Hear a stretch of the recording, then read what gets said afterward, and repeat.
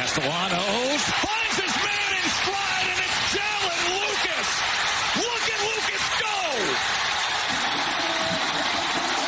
Bryant Hubbard finally tracks him down, but these Knolls are knocking on the door again. Short side of the field, trying to get the punt on it. He does. Listen to this place roar. That's what it sounded like on ESPN as Florida State pulls off the huge upset at home against Alabama. Alongside Alex and T-Bone on BK. Alex, there were a whole lot of public bets that came in over the weekend, and all of them lost. All of them. What? The top 5 most lopsided college football sides over the weekend. Texas, +1, loss. Alabama, minus the 14 points, loss. Notre Dame, minus the 3, loss. Clemson, -4, loss. And one more, Indiana, minus 24 points. Nope, that didn't cover either. Top 5 most bet sides from the weekend all went the wrong way. Alex, I am wrong about everything. One thing, though, one thing, a glimmer of hope for your boy BK over the weekend. I said last week, we don't know jack you know what about any of these teams. People suggesting otherwise are lying to you. They're lying to your face willingly. And then they're going to come in on Monday based upon the hype that they put out there for these teams, and they'll crush them. They'll go out there and Arch Manning, who we've seen 7 quarters of play, mostly against bad teams.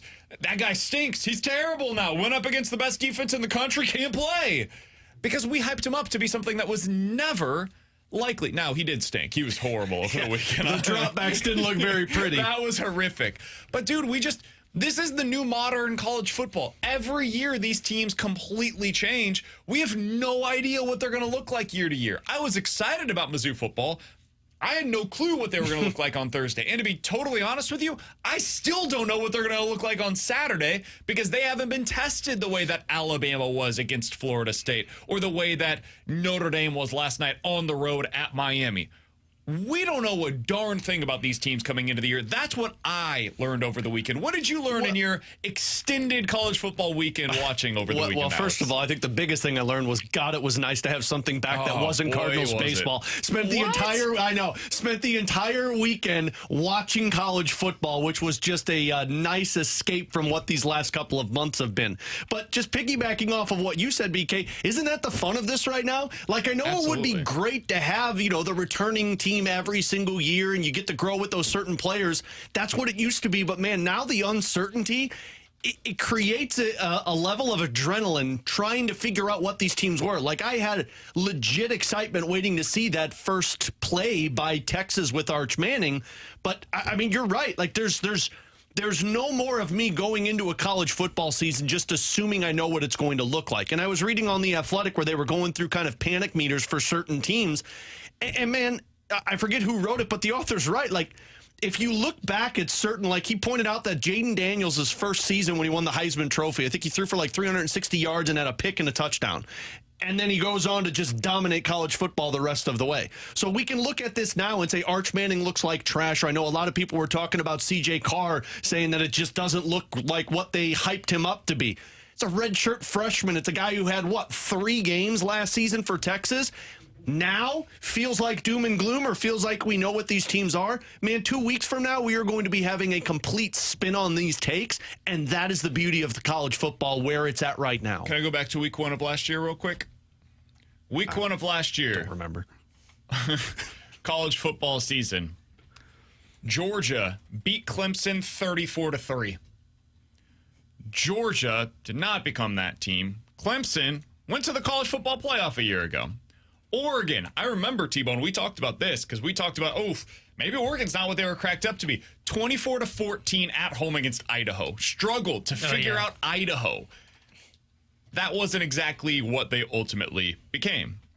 Notre Dame beat Texas A&M 23-13, and then later on in the season had their own struggles, their own pitfalls against teams that nobody saw coming.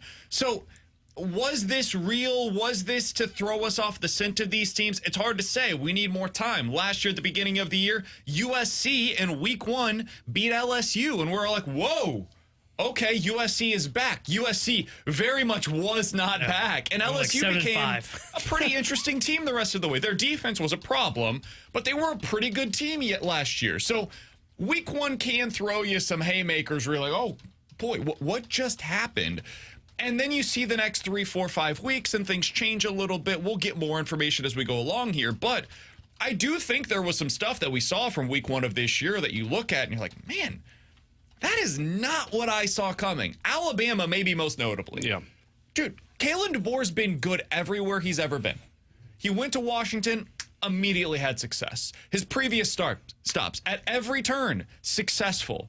He gets to Alabama. Last year was, disappointing relative to Alabama standards. It was not a bad season, though. They looked like a bad team over the weekend.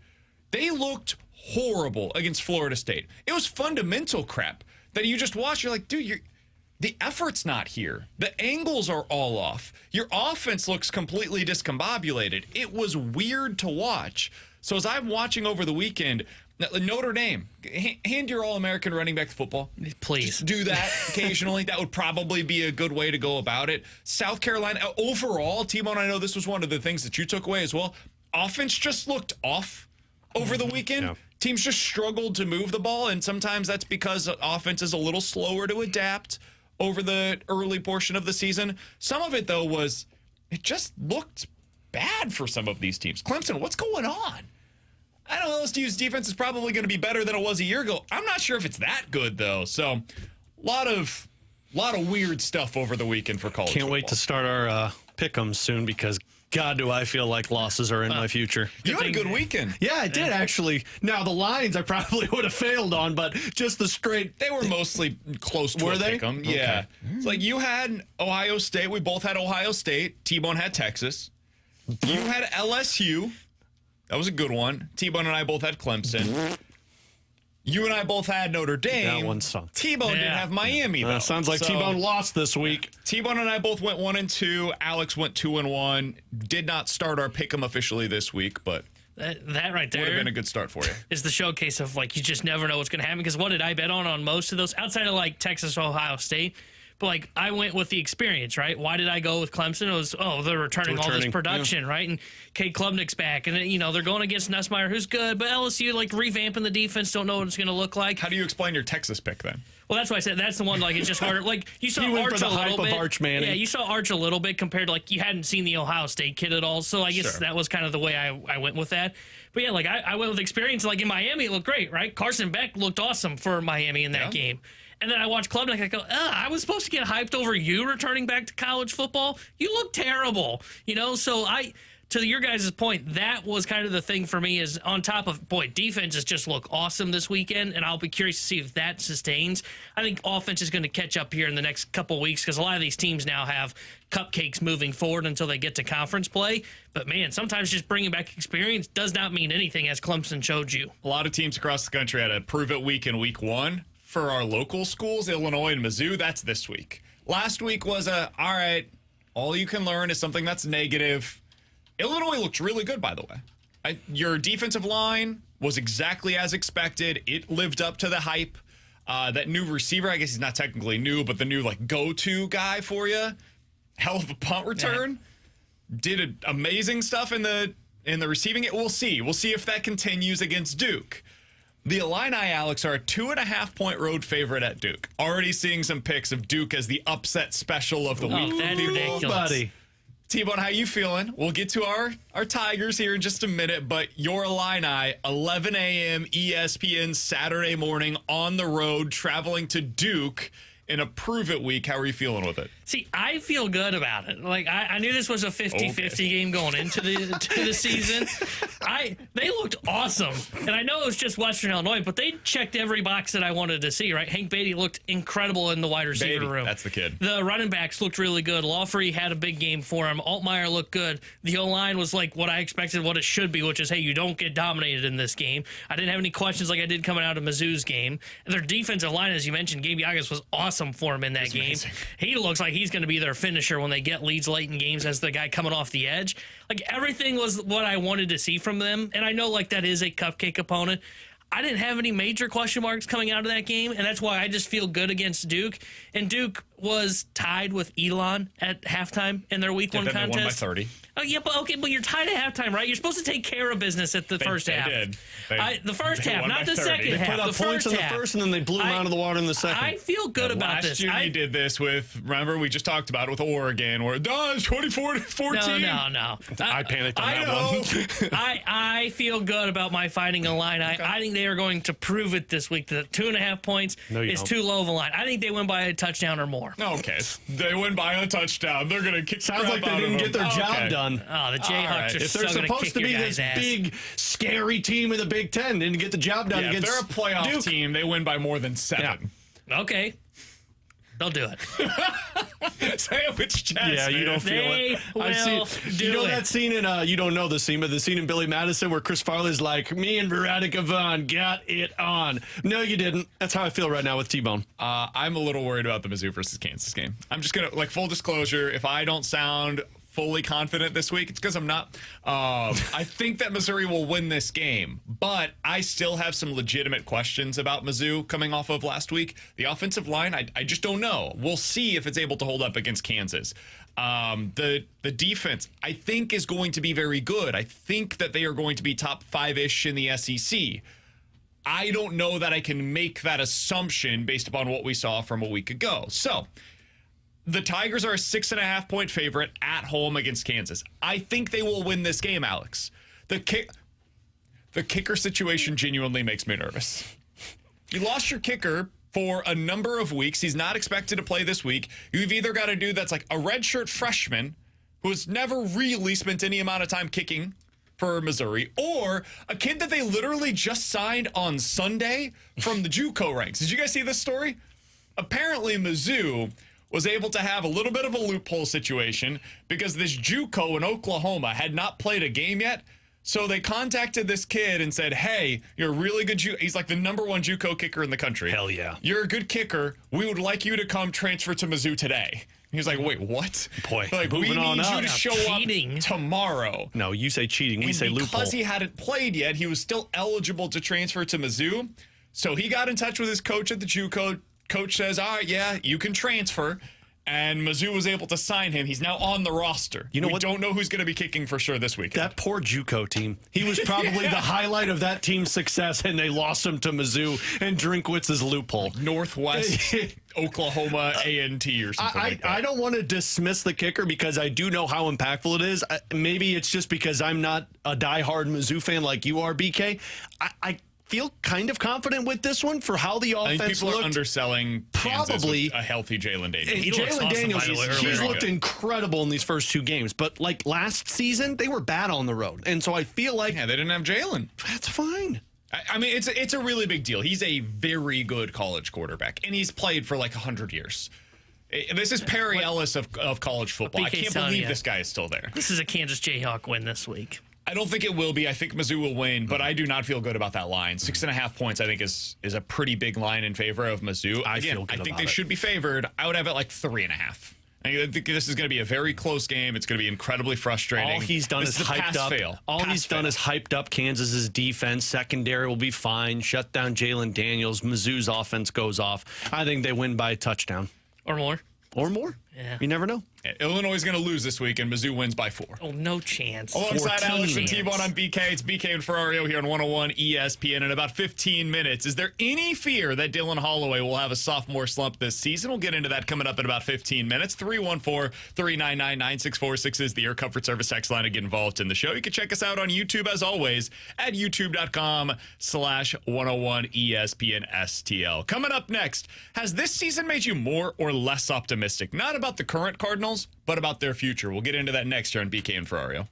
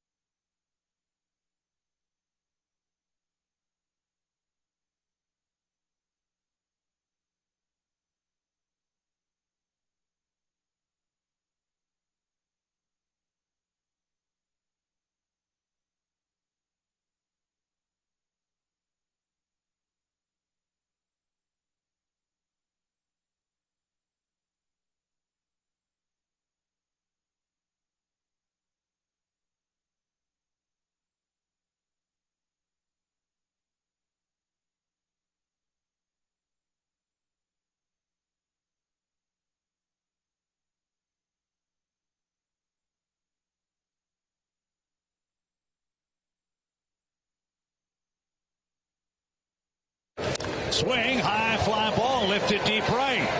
Marte back, it is gone! Jimmy Crooks' first big league hit is a home run. Alongside Alex and T-Bone on BK, that's what it sounded like over the weekend. Jimmy Crooks showed us a glimpse of what he could potentially do for the St. Louis Cardinals. We only saw a glimpse, though, because I only got the one start since the call-up. Alex, one of my big questions about where the Cardinals are at right now, they're 3 games below 500, 68 and 71 on the season, is whether or not you feel more or less optimistic today than you did when the season began.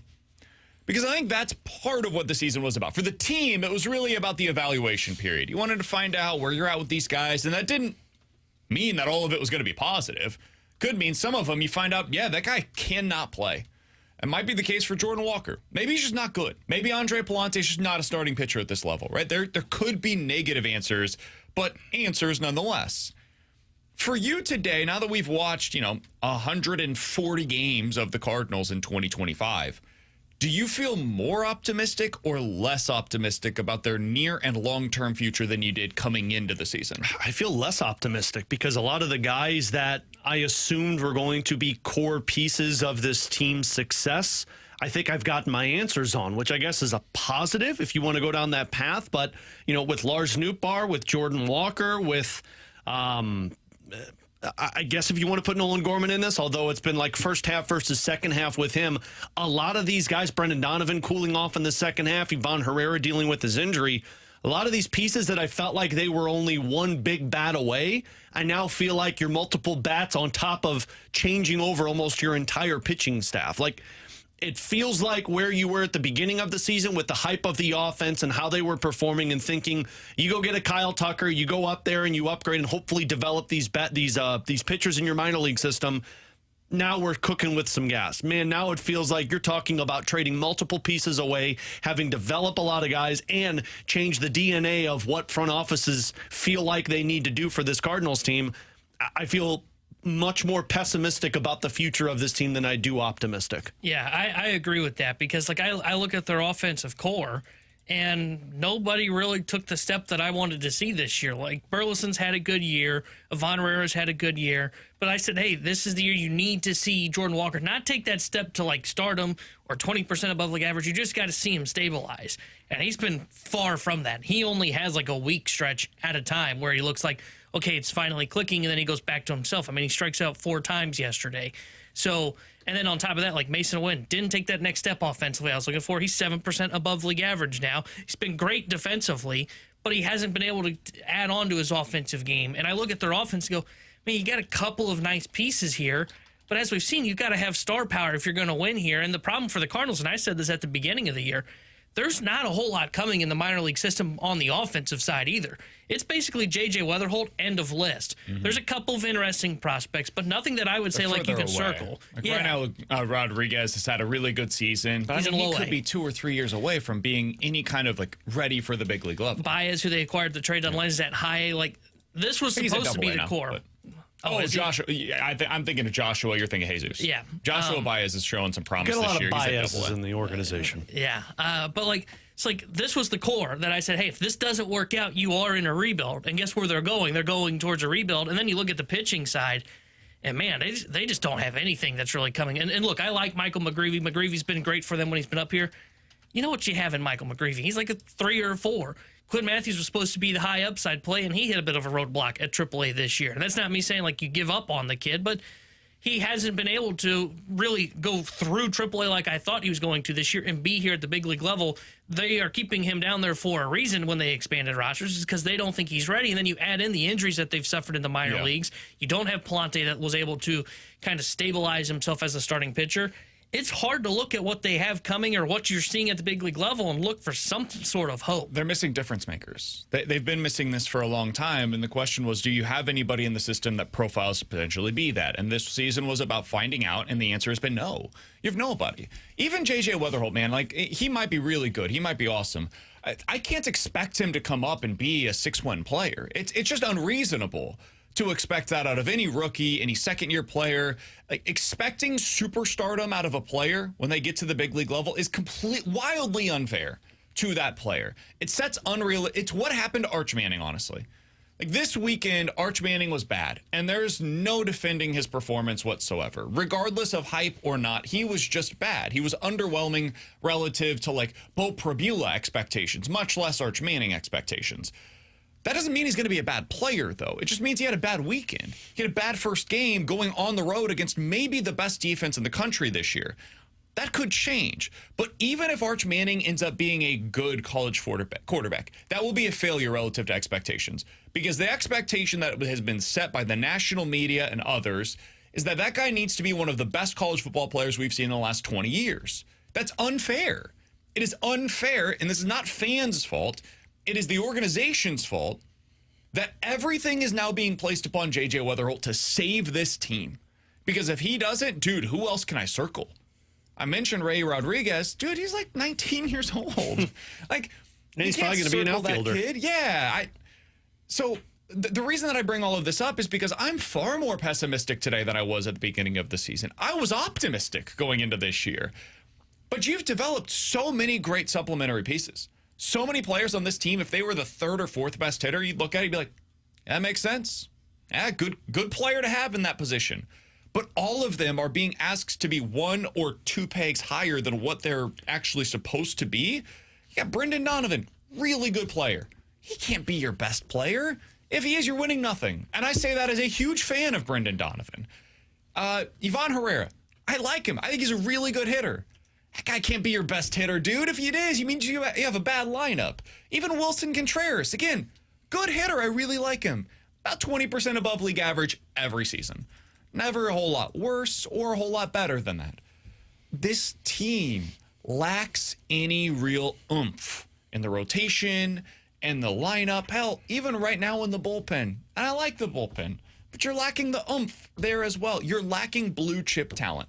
And I don't see a whole lot of that coming, so I am far more pessimistic today than I was at the beginning of the year. It's a mess that the organization's in that you can't get out of until you make some type of franchise-altering move. Like we talked about this last week to why the Milwaukee Brewers had success with Jackson Churio and just left him up there and just figured it out because he had 3 different safety nets to cover up all of his misfortunes. Like, if you look around the NL Central, with the exception of the Pittsburgh Pirates, they all have that big player that can cover up the warts of the young player that's learning as they go through. The Cardinals don't have that, and until they get that, they're just going to keep churning through all of these guys that have all of the hype and don't live up to it, and you have all of the complementary pieces that can't take that next step because you don't have that big bat centered around your organization. It's a mess that you get into that you don't get out of until some type of miracle draft that you find out, the diamond in the rough, or you go out there and you make some type of aggressive move, which I don't see either happening for the Cardinals.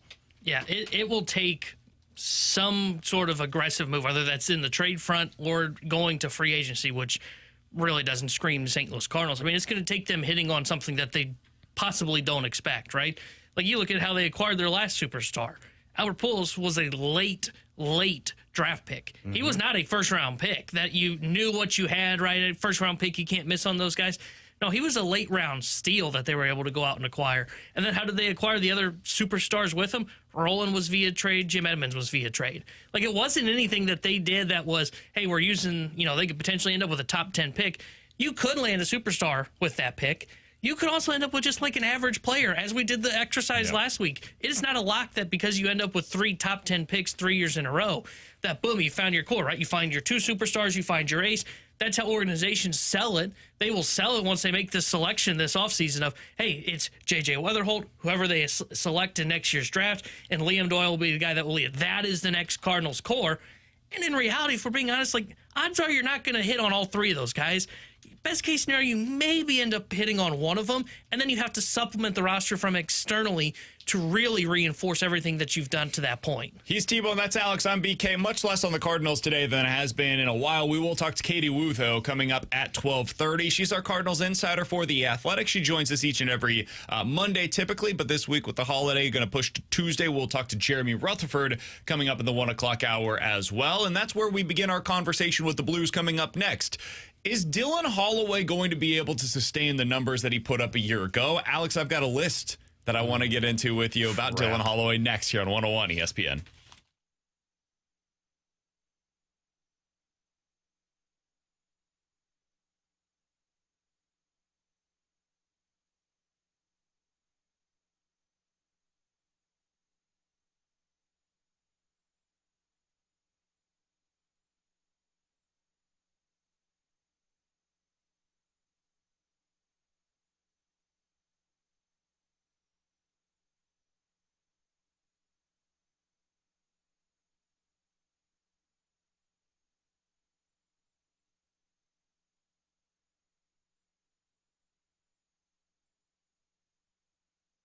Tanner Hendrickson here to tell you about my friends DraftKings Sportsbook, America's top-rated sportsbook app, which is coming soon here to the Show Me State, and you can sign up today. New Missouri customers can get $300 in bonus bets when we launch on December 1st. Download now and place a $5 bet when we go live. And DraftKings Sportsbook brings everything you need to elevate your game day, including live in-game betting, lightning-fast payouts, and endless ways to get in on the action, all right from your phone. And when we officially go live in Missouri, you'll be betting with the Sportsbook app trusted by millions. Safe, secure, and with fast money withdrawals. So download the DraftKings Sportsbook app now and use my code TANNER to grab $300 in bonus bets with just a $5 bet when we go live December 1st. That's code TANNER in partnership with DraftKings Sportsbook. Gambling problem? Call 1-800-GAMBLER. 21 plus. Physically present in Missouri. Eligibility restrictions apply. Bonus bets expire 7 days after issuance. Excludes customers who redeem pre-launch sign-up offer. Terms at sportsbook.draftkings.com/promos.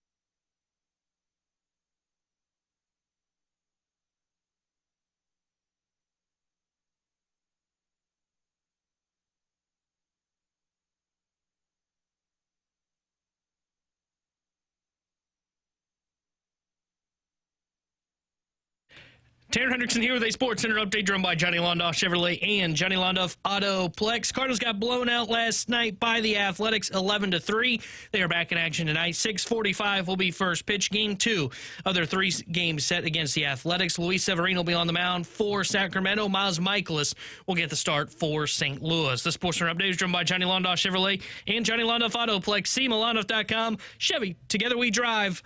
Are you kidding me?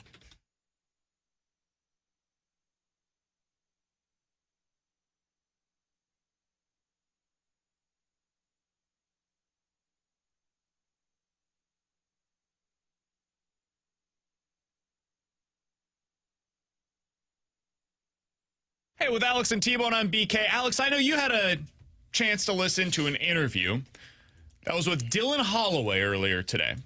He was on the Cam and Strick podcast. He explained that he ripped his oblique off of the hip bone. That was the injury that took place. It's absurd. In the second half of the season. So, yeah, excited to get Dylan Holloway back. Sounds like he is expected to be at full health going into training. And why I love hockey players is he told Cam and Strick, he's like, if they would have made a deep run, game 7 of the second round, maybe the third round, I would have been there.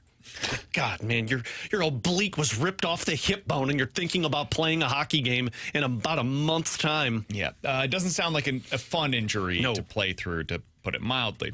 So Dylan Holloway is one of the most exciting players on the team heading into this season. He had really a spectacular first season for the Blues. He was 23 years old. He posted 26 goals, 63 points, and had 165 hits over the course of the season. So, Alex, I looked this up earlier today. Age 23 or younger, forwards that had at least 25 goals, at least 150 hits, and at least 60 points in the regular season. So basically the benchmarks that we saw from Dylan Holloway last year. How many players do you think have done that since 2007? That's as far as this database goes. So since 2007, how many players had at least 25 goals, 60 points, and 150 hits in a season age 23 or younger? I'm going to say 7. I was thinking 5. 8. 7 had done it prior to Dylan Holloway last season. It was close. Their names are Dustin Brown. Okay. Alex Ovechkin. Okay. Milan Lucic. Hey! Now a So Blue. did PTO. I'm surprised Ovechkin had that many hits in a year. Dude, he was a wrecking ball in those first couple of years. He did it twice. Lucic also did it twice. Also a wrecking ball, not as much anymore. That I remember. Bobby Ryan. Yeah. Gabriel Landeskog. These are great names. Brady Tkachuk. Oh, He had 270 hits, by the way. Yeah. Also a wrecking ball. what a beast. Andrei Svechnikov. Nailed it. And Dylan Holloway. Initial reaction, you know what I find fascinating about that list? A lot of playoff performers. Everyone, well, no, yes, but Greatest goal scorer of all time. every one of those, with the exception of Alex Ovechkin, is a power forward. Like every one of those is a big net front presence. You don't look at them as shot first. You look at them as establishing net front presence. A lot of them are like Jake Neighbors plus. Yes. Basically. Yeah. And how many conversations did we have about Gabriel Landeskog when he was a free agent? Saying like, hey, he fits in perfectly with the way that the Blues want to operate. And you look at the way that he opened things up for the Colorado Avalanche prior to his injuries. He was a huge piece of what they were building there. And he was not a guy that is like some superstar in the NHL. But if you ask Colorado fans how that team was made to be possible, a contender on a year-in, year-out basis, he was a big part of that. Yeah, the same can be said about Dustin Brown with the LA Kings. I mean, it was Kopitar and Brown. Bobby Ryan with the Anaheim Ducks. I mean, that was he and Ryan Getzlaf and Corey Perry was the go-to number one line. Does this list make you change your opinion at all of what you're anticipating moving forward for Dylan Holloway? Because I think one of my fears, like the under-the-radar fear for me, would be that Holloway had a great first season, but everything came together perfectly. There was great chemistry on the line. They were all together healthy for most of the season up until he got hurt. And he took the league by storm, and really, they never adjusted to him. They never adjusted to that line. It was just one of the best lines in the league. My fear would be heading into this season, and I don't know how realistic it is, but it's something that I've thought about. What if Dylan Holloway has a bit of a sophomore slump? And instead of being this version of Dylan Holloway, he's 20 goals, 50 points, has a good season, but doesn't look the star type of player that he was a year ago. When you see this list, does it alleviate those fears for you at all if you had them? Yeah, I mean, I didn't have those fears because for me, I looked at Dylan Holloway, and I don't think this is the potential sophomore slump. I think this past season was the potential sophomore slump for Dylan Holloway because he had already played 51 games in a season and 38 games in a season with Edmonton. He had 2 separate rookie seasons with the Oilers. 2 years ago probably would have been the most prolific rookie season because he went on that Stanley Cup final run with them. So I'm not concerned, but if there are some that are concerned about Dylan Holloway, that list should give you a little bit more comfort. And it's the style he plays. I mean, that's why I find that list so fascinating, because all of those guys, with the exception of Alex Ovechkin, were net front presence power forwards. But all of those guys also did 3 or 4 different things well. Like, Bobby Ryan had an elite shot. Brady Tkachuk is just a physical specimen. Like, Dustin Brown was just impossible to push the puck off of. That's why I think Dylan Holloway, it's not concern of a sophomore slump. It's excitement for what the potential could be. I guess my question as a follow-up would be this. What if this is all he is? What if he is a 25 to 30 goal scorer consistently at that post, like 50 to 60 points? Because that's what most of these players that I just listed off, most of them ended up kind of falling into that range. You saw it immediately, and then they became that for the next 5 to 7 years minimum. Some of these guys last longer, but injuries are part of this, the whole thing. But like Svechnikov comes up as a 19-year-old. Has 24 goals, 61 points. He's a +9, and that's basically what he's been ever since. He had one season where he was a 30-goal scorer, but other than that, almost every year he's somewhere between 20 to 25 goals and around 60 points over the course of the season. Gabriel Landeskog came up and in year 1, 22 goals, 52 points, and then was just basically that for the next decade. Mm-hmm. How do you feel if that's what Dylan Holloway is? He doesn't take another step. That's what you saw. That was his game. That's who he's going to be. And you could build around that for the next 5 to 7 years. I feel fine with it. The problem, though, for the Blues is you're still going to be looking for that next player, if that makes sense. Like, does Kyrou become a 40-goal scorer? Because if that's the case, then this is perfect for the Blues to have Dylan Holloway. They're a pack mentality team, and if you're telling me I'm adding another 25 and 60-point player every single season, well, that's the pack mentality. Now I've got him, I've got Kyrou, I've got Thomas, I've got Buchnevich, I've got Neighbors. These 5 guys I can expect 50 to 60 points from and 25 goals. And hopefully you can expect that out of Suter. Hopefully you can expect that out of Snuggerud. Yes. We'll see how they fit into everything this year. And then you've got the defensive side of the game, the goal, like that's the DNA of the Blues. So I would say the Blues are going to be fine. My only concern would be, are you still looking for that 40-plus goal scorer on your team? Because that's the one thing we've talked about for the last 5 years since Tarasenko wasn't that guy. Who's it going to be? Because Kyrou wasn't able to get to that point, / his defense didn't play into it. Pavel Buchnevich didn't live up to it consistency-wise. So you might still be asking. I think, though, personally, the DNA of the Blues is Dylan Holloway, and that sets them up for success to have 4 guys that play that way. I feel great about it, man. I would have no issues with this whatsoever. If you ended up scratching off a lottery ticket, which is what they did last offseason with Dylan Holloway, and the result was we get Dustin Brown or Gabriel Landeskog or Andrei Svechnikov, that's a huge win. A huge win. I can't even overstate how big of a win that is for the St. Louis Blues. I mean, hell, he's not this player, don't get me wrong, but this is not all that dissimilar from the production, purely the production that Brady Tkachuk has posted for the Ottawa Senators. Mm-hmm. I think people think of Brady as what he was for the 2024 season, but for most of his career, he was a 25 to 30 goal scorer. Yeah.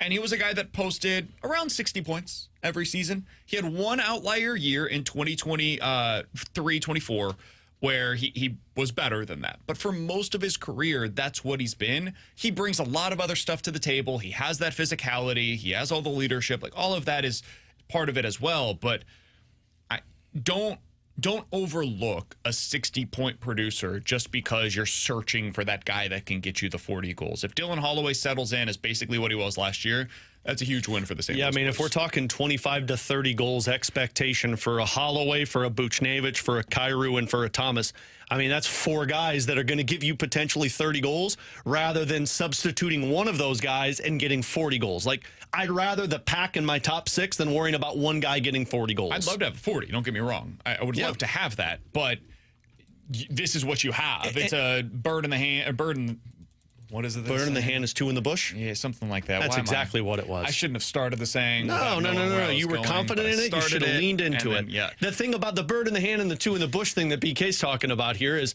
the thing about having 25 to 30 goal scorers consistently is at some point they're probably going to give you 35 to 40 goals. Where did that come from? I don't know. You're the one that spewed it out.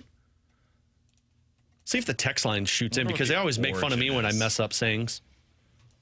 I've never heard of that one before. Oh, really? Mm-mm. Interesting. First grandpa used to origin say it a was lot. in 1670. course it- Handbook of Proverbs, which was Was written it by was it a John bird in the Ray. hand and two in the bush? A bird in the hand is worth two in the bush. However, we can find written variations of the phrase long before that in various iterations of the Latin Bible. So there you go. He brings religion into the show at 11:48. Example of when we saw this. So yeah, there you go. That is your history lesson for today. Stop using Alongside phrases, Alex man. and T-Bone, I'm BK. It's BK and Ferrario here on 101 ESPN. So moral of the story, More of the story is hockey's back, Dylan Holloway boys. is a bird in hand. And who's the two in the bush? I don't know, 2 guys in free agency next year. Coming up next, 314-399-9646 is the Air Comfort Service text line for questions and answers here on 101 ESPN.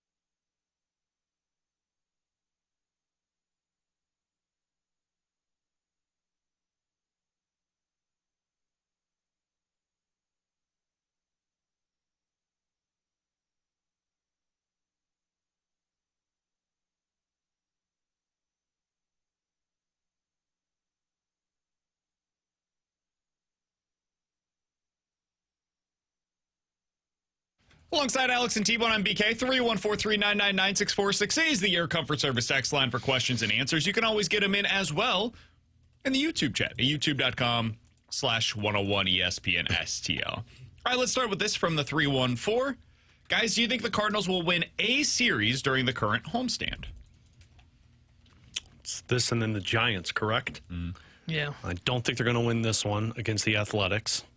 I don't know, man. They got Michaelis on the mound tonight, and he's going up against Severino. You might see the worst pitch game of the season tonight. Are you kidding me? Michaelis pitches great at home, and I love Luis Severino. That's an ace right there. He's really gotten things back on track, huh? Yeah, someone said they should have He mostly signed just him. stinks when he's at home. Yeah, he's terrible. He has a 6.5 ERA at Can home you and a blame him? 3.1 ERA on Look the at road. where they play. It's fair. Man, I don't think they win against the Athletics, and I don't know against the Giants. I'd say no for both of them. I'll say they win one. I mean, they could easily beat the Athletics the next two. They could easily take 2 or 3 from San Fran. They're like this. They're the Spider-Man meme. These 3 teams. So I'll say they'll win at least one of these series. I'll say the same thing. They just took 2 out of 3 against Cincinnati, and Cincinnati's technically still in the playoff race. So Well, not till we came to town and kicked some butt. That's right. Yeah. 314-399-9646 is the Air Comfort Service text line They came to for town. questions and answers. What? From the 314. Since we started the show by saying that week 1 doesn't mean everything, which of the big 3 game winners, Ohio State, Miami, or LSU, are you least confident in the rest of the season? And which loser, Texas, Clemson, Notre Dame, are you most confident in for the rest of the season? So which winner do you have the least confidence in? Which loser do you have the most confidence in? Winner that I have the least confidence in would be Miami. I just don't trust their coach. I don't think Mario Cristobal is a very good coach. I think he has done a decent job of acquiring a bunch of talent on game days, though. I think you saw it even in this game. I don't feel comfortable with him as the guy. they Most almost lost the confident game. in the rest of the way, I would say probably Notre Dame. So I would go back to that specific game. Miami would be my least confident, and Notre Dame would be my most confident. I think that would be my answer as well, because I'm a noted hater of Carson Beck, so that would be the one that I'm least confident in.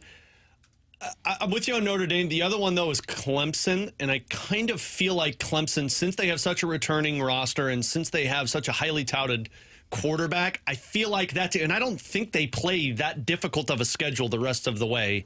That's another one that I think I could put some confidence in that they'll figure it out by the end of it. Talking Yes. about Clemson. Yeah.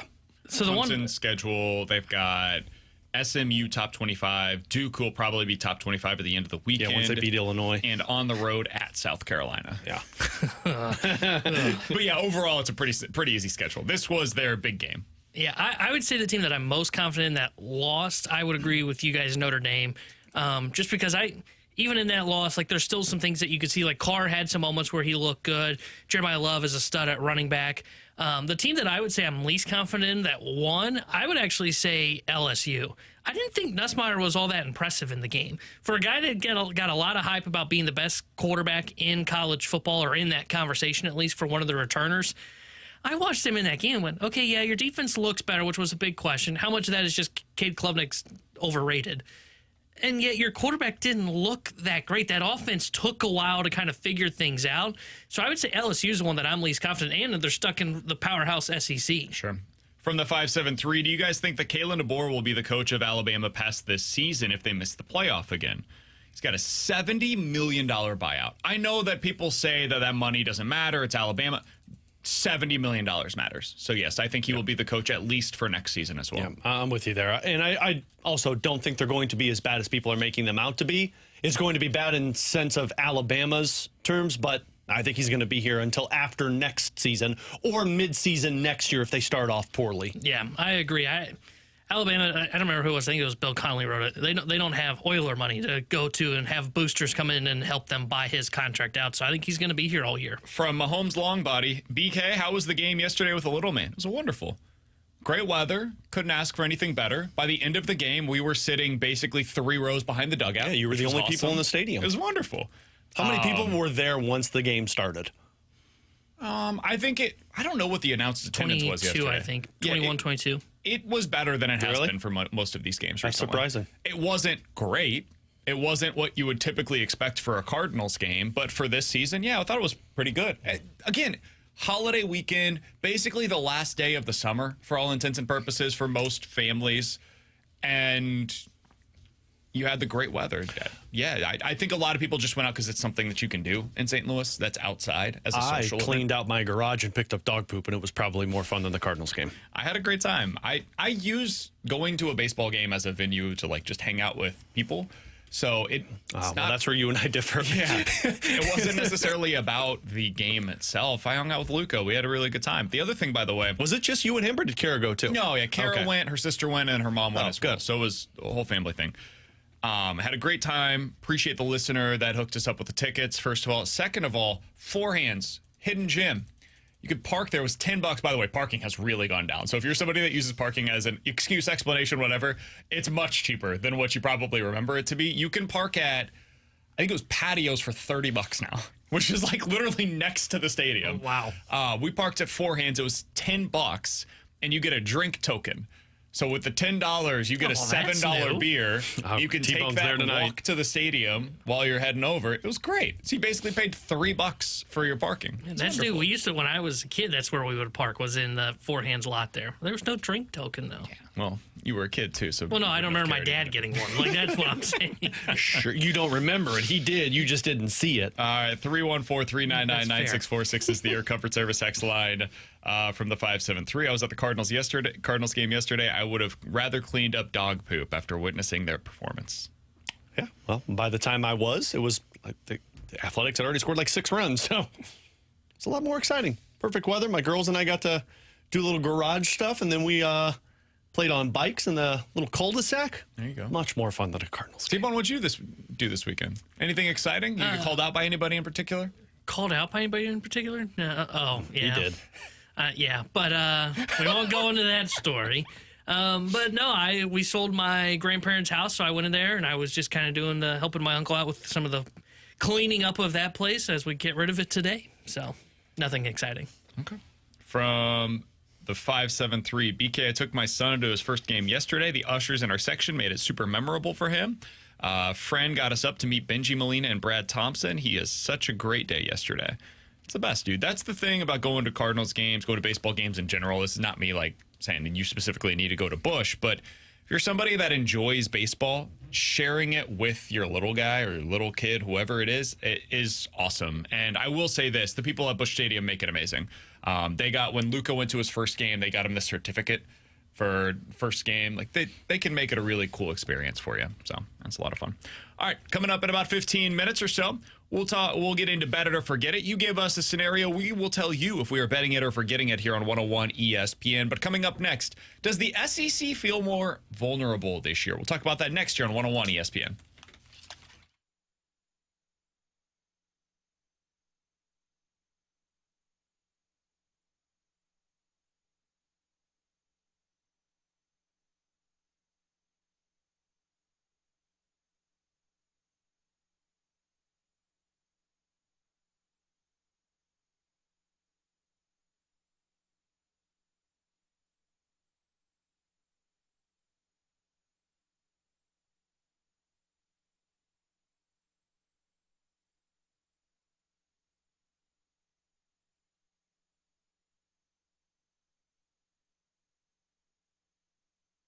Football is back, and Underdog is the best place to select entries and win money all season long. And yes, you can play right now in the state of Missouri. Playing on Underdog is super easy. And for me this weekend, Alex, it's KU versus Mizzou. Baby. You know I got to put one together for this game. I'm going Jalen Daniels higher than 27.5 rushing yards. I'm going Ahmad Hardy higher than 80.5 rushing yards for Mizzou. And I'm going lower on Bo Prabula, 1.5 passing touchdowns. I think this might be a lower scoring game than expected. Putting $10 in, could win as much as $45 on that. Playing on Underdog is simple. You choose whether your favorite players are going higher or lower, like BK just told you. You get your entries right, and you can win up to 5,000 times your cash. And the best part, you can play with as little as $1. So download the app today and sign up with promo code BKO to score $50. That's right, BKO. Bonus funds when you play your first $5. That's promo code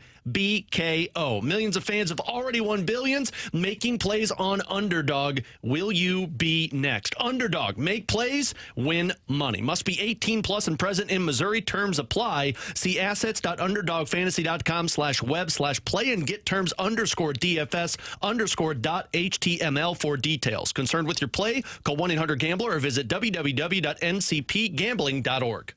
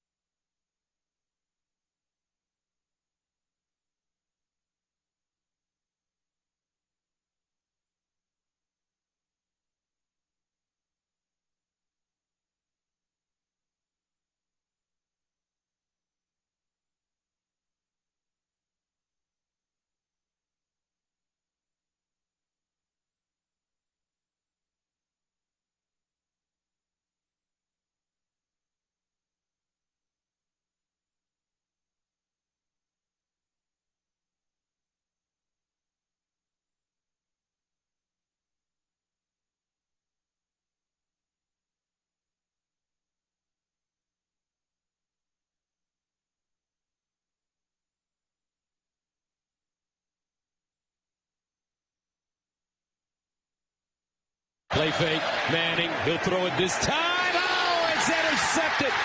Matthews Jr. That's what it sounded like over the weekend. Big Fox as Texas loses on the road at Ohio State. And Arch Manning did not look particularly good.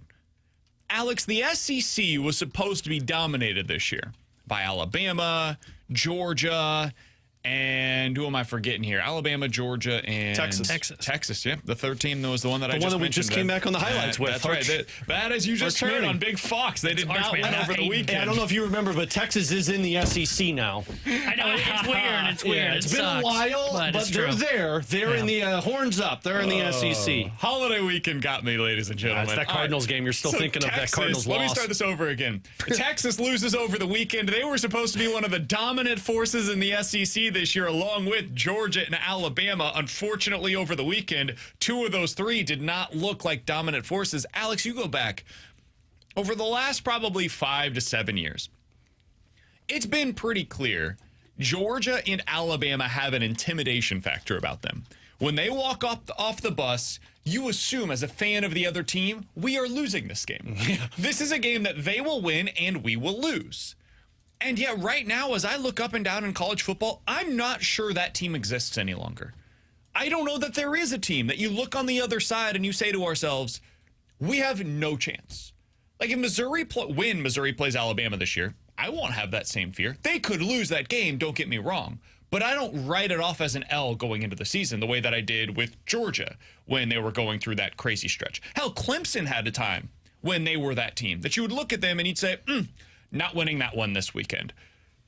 Do you guys feel that with anybody? Coming off of week one, we're only 1 week in, so maybe somebody will emerge. But as of today, do you have that fear factor of any one team, any one coach, any one program, the way that we did when Alabama, Georgia, Clemson, for a time USC, Texas back in the day, the way that they were feared by anybody else that they went up against. I guess if there was one, it would be Penn State, but it doesn't strike fear into me the same way that Alabama and Georgia's used to be. And that was kind of my whole thought process this weekend when I'm watching these SEC games, not acting as this a big Mizzou honk, but like the teams that were supposed to be the fear factor in the SEC and in college football were Texas. Okay, well, their quarterback that was hyped up did not look good. Georgia, sure, they beat the hell out of their opponent, but to me, they haven't gone up against stiff competition, and it's an unknown on the quarterback. Alabama didn't look good. You go down the list. I mean, even South Carolina with Sellers didn't look the greatest. Am I thinking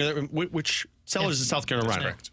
For some reason, I blanked on that Sorry, one. man. Holiday weekend. We can all use it You've been there as well. They're in the SEC too. Florida didn't look that great. Texas A&M didn't look that great. Like all of these teams that were supposed to be juggernauts, I just don't get that vibe anymore. So you go down from top to bottom of the preseason rankings of where these were. One team on that list does not strike fear into me the same way that it was an instant loss for your team years ago. None of those teams that you just mentioned, for the most part, were ever going to be able to do that this year. Like, especially based on what they did in week one. Like Florida, South Carolina, those teams were never going to be in that category for me. It was always one of the top 5-ish teams in the country. Like Texas had their chance to be that team. If they had gone into Ohio State over the weekend and they did what I think some assumed they would do, which is just dominate, and Arch looks amazing, and you're like, holy crap. Okay, so you have all of this talent, and now you have the quarterback in place, similar to when Alabama figured out the quarterback position. When they got Tua, or later on, they got some of those dudes that were rolling through. It's like, oh my God. So now they have a dual threat quarterback at the position. What are you supposed to do? How do you beat this version of Alabama with Nick Saban at the helm? They have unlocked something that feels unbeatable. And yet that didn't happen. Over the weekend, Texas felt vulnerable more than they did like some kind of a stalwart that can't be defeated. So I think that's what changed for me, was seeing them look human and seeing them look terrible offensively for most of that game. They were shut out through the first 3 quarters for the first time in a decade. Guys, Texas has gone through some lean years within that decade. Not once were they shut out through 3 quarters the way that they were over this weekend against Ohio State. So I think a lot of this is just coaches leaving the sport, and most specifically Nick Saban leaving, because that guy was like the personification of fear. When you went up against him, you were doomed. It was game over, because that guy ran a program unlike anybody else in college football. So between that and the change with the portal and teams not having the same depth that they once did, and then so many quarterbacks this year starting for the first time, there is no team that holds that same fear factor for me. Yeah, I think I agree with that, because like even though Ohio State won that game against Texas and looked pretty dominant defensively, their offense wasn't anything to like write home about. Like you're talking about those Alabama teams. You think back to those Alabama teams, even when they didn't have the quarterback, it was, oh my gosh, how are we going to stop them for 4 quarters? And if we do, then how are we going to score on them for 4 quarters? And nobody really gave that away. Like I kind of agree with Alex. Penn State's probably the one team this year that might be able to get into that category, because they return a good quarterback. They return a lot of players. And if we're just being honest, James Franklin is a hell of a football coach. He hadn't gotten over the top. It's the one thing that kind of keeps you from jumping on board just yet. But yeah, everybody else didn't look that. Like the most impressive team to me over the weekend was Miami. I don't know if Miami's on that category. No. Right? Like they would have to go like 12-0. Carson Beck's your quarterback, I'm good. Yeah. Whoa. I'm good. Look at his face. There's no way. So that was what I was gonna say. Like last year, Texas felt this way, but some people like BK didn't believe in Quinn Ewers. Correct. And you were proven right, because they didn't end up getting to the national championship Carson game. Beck, your quarterback, Mario Cristobal, your coach. I'm good on that, man. I'll short that all season long. If I'm proven incorrect, I'm proven incorrect. Carson Beck could be up by 4 touchdowns and he looks lost. I will continue to bet against that tandem between those two guys as the contender that they're alleged to be. And hey, man, full credit. They played great in that game on Sunday. Like, they were awesome against Notre Dame, and I will give them all the kudos in the world for winning that game. Now do it again and again and again, because that's what it's going to take to win in the college football playoff. We'll see what they look like coming up in a few weeks whenever they play against Florida. We'll see what they look like if Florida State's real, if what we saw over the weekend is real and that wasn't just about Alabama. We'll see what they look like in that one. And if they're able to win both of those games back-to-back, all right, I'll give a little bit more credence to Miami. But in the meantime, yeah, like, it was a really good performance, and we'll see what they look like going forward. Do you guys prefer it this way? Or do you like it better when there are teams that you can look at and say, that team is dominant, I am fearful of them, and they are going to be the one that is like they're left standing when everything is over. I prefer it this way. I think it creates more excitement for college football. Like, I've never, as a Mizzou fan, been able to look at Alabama and be like, yeah, I think they could beat this team. Well, you could up until Saban got there, but sure, but I wasn't really paying that much attention at that time. But in recent years, under they sucked before Saban got there. Yeah, under the Saban era, They suck after Saban's I gone, was going too. to say Saban is the problem, but I prefer it this way. I prefer going into each week thinking my team has a chance to win, rather than when you see 3 teams on your schedule, there are 3 automatic losses. Yeah, I like it open like this, and I like that across all sports, right? I hate, there's nothing worse, in my opinion, than going into a year going, okay, so Alabama, they're the one I can mark down as that's a loss on my team's schedule, and oh, by the way, I'll also see them in the national championship. I hate that. The NBA had that problem a couple years ago where it's like, hey, it's a lock that the Warriors are going to be in the finals. I don't like that. I like having kind of an unknown of where, even though that team might be great, they don't bring their A game. They can be going down at any given time in the season. I prefer it the other way because I don't know what makes a big game now. That's what's difficult for me in these kinds of seasons with college football is, okay, so how do I judge teams? Because if none of these games are considered to be big wins by the end of the season, then, like, who are the best teams? You know, it becomes increasingly difficult to have that measuring stick. Isn't that what you want in the college football playoffs, I was going to say, didn't the playoff do that more than anything? Yeah. I mean, I'm talking about just to get there. Like, how do I determine the difference between the 6th best team and the 15th best team if I don't even know who the first best team is? In the SEC, for example, in most seasons, you can watch somebody go up against Alabama in Georgia. You can be like, all right, that's my barometer. Those are clearly the 2 best teams in this conference, and we'll see how you stack up against them. And when you go up against them, you find out where do you rank, right? And for most teams, you fall short, but it feels big when you're able to beat one of those teams. If you don't have those teams, for me, I can only speak for myself. Maybe you guys feel differently. That's totally cool. We can all watch college football differently. But when you don't have those teams that are considered to be the pillars of the sport, that are at their height, it does feel a little bit different without having those big wins to stack up. Ohio State might be one of those teams this year. They could still absolutely be that. Maybe Miami is, but Miami doesn't really play the schedule that you would need. So it really comes down to the SEC, where if you don't have one of those teams, I think it loses a little bit of its buzz factor, its juice, compared to other seasons. I mean, I totally agree with that, because that's the measuring stick to find out where your teams are at, and that maybe that comes down to why a group of people shouldn't be making the selections. It should come down to something else in terms of who gets in. But I prefer. I just don't know how else you could do it. I don't either. All of it is going to be a very flawed process. Yeah, I prefer it this way though. Once the playoffs start, because then anyone's got a chance to win, rather than 2 teams are going to be in the championship. So what's the point of watching the first few rounds? I do agree with that. The playoff is going to be spectacular this year, or at least it has the potential to be, because it feels so wide open. But getting to that playoff is going to be messy, and it could be the type of season where you get to week 8, 9, and you're looking at it, you're like, any of these 25 teams could win, which is cool. It's fun. It also feels like, and I don't know that there's a great team this year in college football, and that becomes okay, does that matter to you? For me, it does. For many, I would assume it does not. 314-399-9646 is the Air Comfort Service text line to get involved in the show. Bet It or Forget It is coming up next here on 101 ESPN.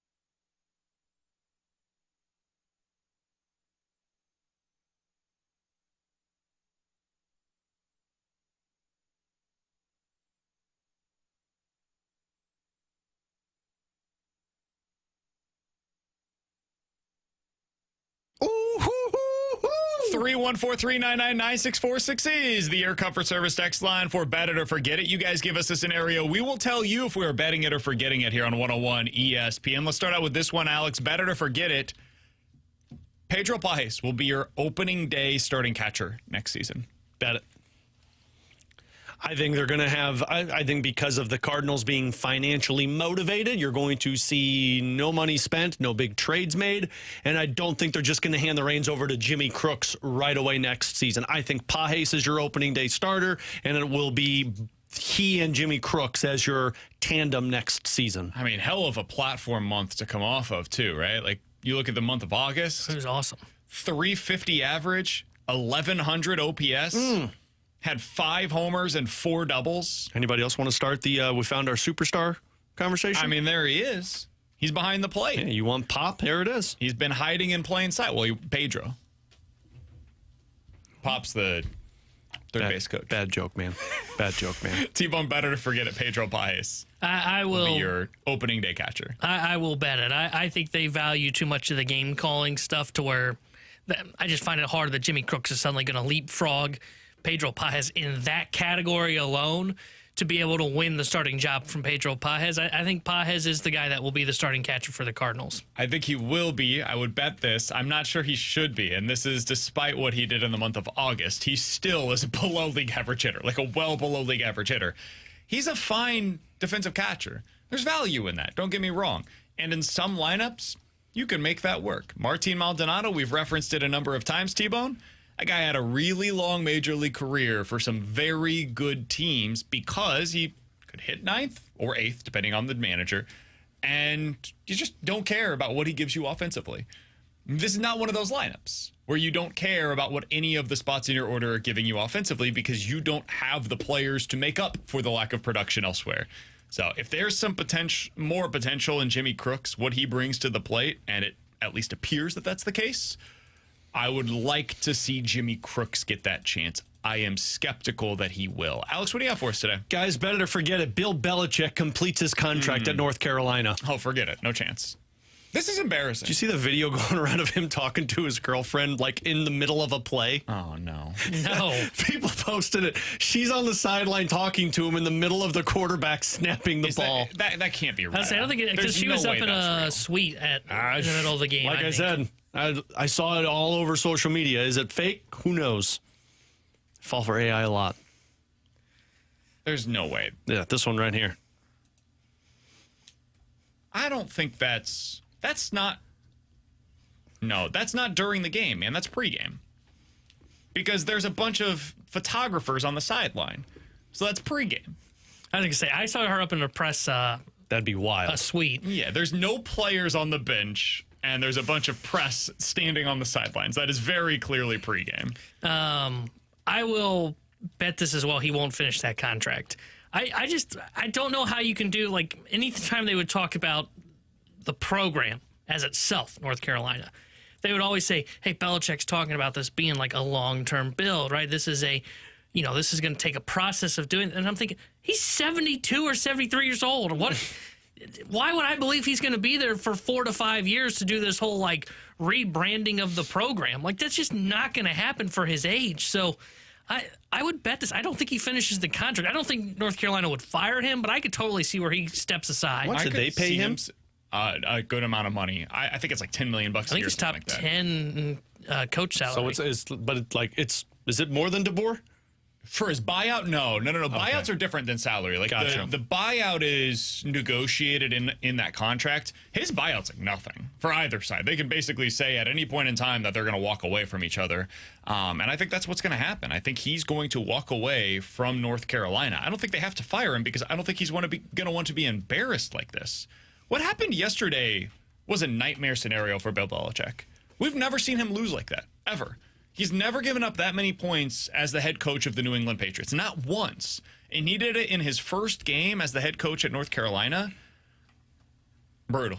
And that was against TCU, who maybe they end up being great this year. I would bet against that. I think it's more likely they win like 8 games.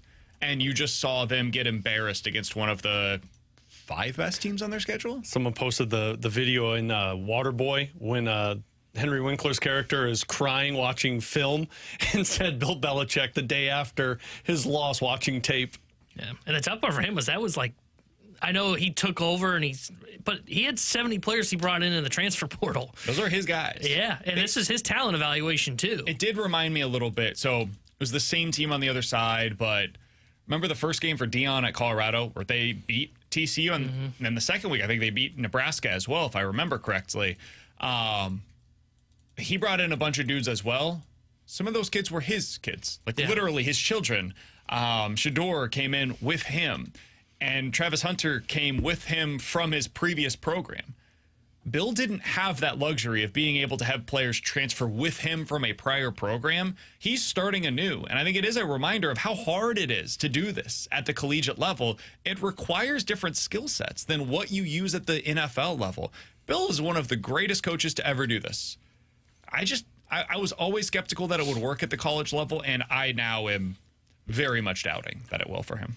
T-Bone? Guys, we've seen everybody play in college football now, and we talked about, I think last week or 2 weeks ago, can Eli Drinkwitz get 3 straight years of 10-plus wins? Better to forget it. Mizzou will get there this year. I'll still forget it because I haven't learned anything about this team just yet. And before the season, I didn't think they were getting to 10. I thought 8 or 9 felt more realistic. And as of today, I would say the same thing. This weekend against Kansas will tell us a lot. If they're able to handle business against KU, then I'm willing to have that conversation. But as of right now, I'm still saying I would probably change that Alabama game from a loss to a win as of today. So I'll give them 9 wins as opposed to the 8 potentially. Coward. I say they get to 10. Yeah. I think Alabama is more realistic, and then I think they could win one of A&M or South Carolina on top of the ones that I assume they're going to win. Yeah, I think they're toss-up games now. I think Alabama still falls into this, but I do feel more confident of it being more of a win now. Especially with it at home. Yeah, at Oklahoma. Yes. Home against South Carolina will be difficult. Yes. Home against Kansas could be difficult. And then I think you have to throw at Vandy, at Auburn into that. Maybe not 50-50, but 60-40. You didn't mention Texas A&M. Oh, yeah, sorry. And I went over at Texas A&M. 6 games. Yeah. And I've got all of those 6 games as like 50-50 or, should win but could lose. Yeah. Yeah, man, it's I think 10-2 would be a really remarkable season. Yeah, you need to go 4-2 in that stretch, and that's really hard. I think odds are you're 3-3. I would forget as well. I think it's like 9-3 is what you're looking at. Yeah. I would have said 8-4 earlier, and there's 2 things that have really changed. Well, 8-4 or 7-5. 1, Alabama doesn't look as good, and 2, Pavia looked really good in the debut that I saw. And I know what Pavia is. That's not surprising. Or sorry, not Pavia. Perbula. I don't know. I was thinking of Vandy. Perbula is what I meant to say. 314-399-9646 is the Air Comfort Service text line for Bet It or Forget It. We'll get to a few of these before we get to Katie Wu, Cardinals insider, on the other side from Well Endowed. Guys, Bet It or Forget It, Eli Drinkwitz will be the next coach at Alabama. I'll forget it. I think he's got a really good gig going. Yeah, for how people are already talking about DeBoer, I'm not sure if that's a desirable destination. So I'm going to say forget it. I think he stays at Mizzou. Makes a ton of money, can win at a high level, has ultimate job security. Basically never gets fired. Don't mess with Happy. Basically runs Columbia. Runs the state. I was going to say, in the state of Missouri. I would forget it as well. I don't know who Alabama would target if they moved on from DeBoer. Tough, man. Like some of the people they would call, why would Maybe you leave? Cristobal. If you're Cristobal, would you consider leaving Miami for Alabama? Yeah, but I think he wants to stay because I think he's got family there. I think that's the reason he stays. That's true. So I think that's why he left Oregon. I don't know it's who. Also his alma mater, I think. Yeah, that's right, too. I don't know, like Sark would be a name you call, but why is he leaving Texas for your program? Like, it's just hard to pinpoint who you're going to get if you're Alabama that you can lure away from somebody. Yeah, I don't know. That's the thing that I think people remember what, like Alex, for you, right? When you were coming up as a college football fan, Alabama was synonymous with Nick Saban. So you think of it as like, this is the program. Yeah, it was when Nick Saban was there. But that's like Florida State. Florida State was the program when Bowden was there. It hasn't really been that since. Jimbo had some time there for sure where he had it running at a high level. You can win there. Doesn't mean you always will. There's no guarantee. Urban Meyer was amazing at Florida. Otherwise, Florida's been a pretty mediocre SEC program for most of the last 30 years. A lot of it is about, do you have the right coach or not? And I can say that about most programs across the country. So if I'm making close to $10 million no matter where I coach, and the security is much different at a place like South Carolina or Mizzou or Texas Tech than it is at A&M, Bama, these like blue blood level programs, why am I going to those places? Lane Kiffin's probably the answer, by the way. That's right, but wouldn't he feel the same way about Ole Miss? He should have ultimate job security there. Maybe. I do think the difference between Ole Miss and Alabama might be such that he would consider doing it. And he's a guy that would potentially go for the glory. Where he's like, hey, I don't think I can win a title at Ole Miss. I've tried it. Hasn't worked. We've got good talent. I can win a title at Alabama. So maybe he views it that way. 314-399-9646 is the Air Comfort Service text line to get involved in the show. Coming up in about 15 minutes, we'll dive into the junk drawer. But next, Katie Woo, Cardinals insider for The Athletic, joins us here on 101 ESPN.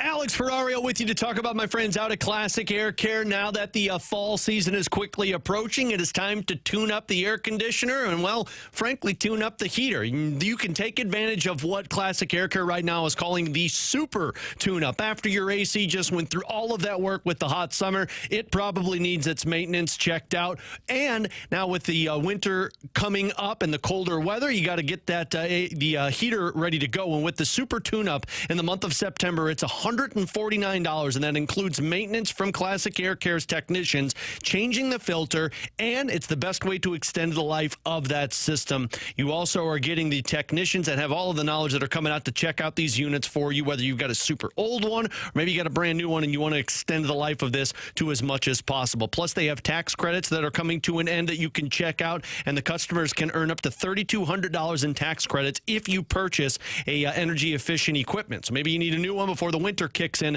That's where Classic Air Care can come into play. And they also got one more special to update you on. It's the deluxe upgrade of customer purchases. I've been using them for about 5 years now. My family's been using them for the last 30 years. Check them out, Classic Air Care and classicaircare.com.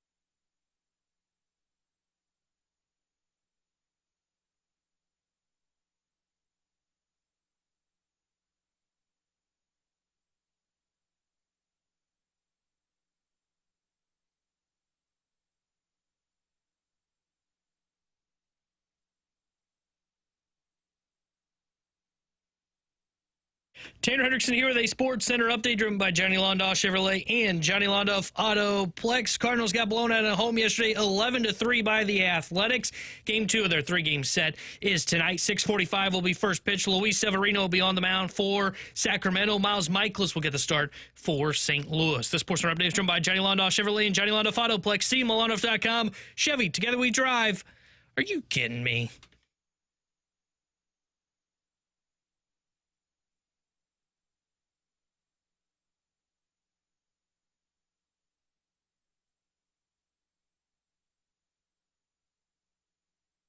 Alongside Alex and T-Bone on BK, happy to go out to the Callier and Thompson hotline to be joined by our friend, the Cardinals insider for the Athletic. She is Katie Wu, joining us as she does each and every week here on the show.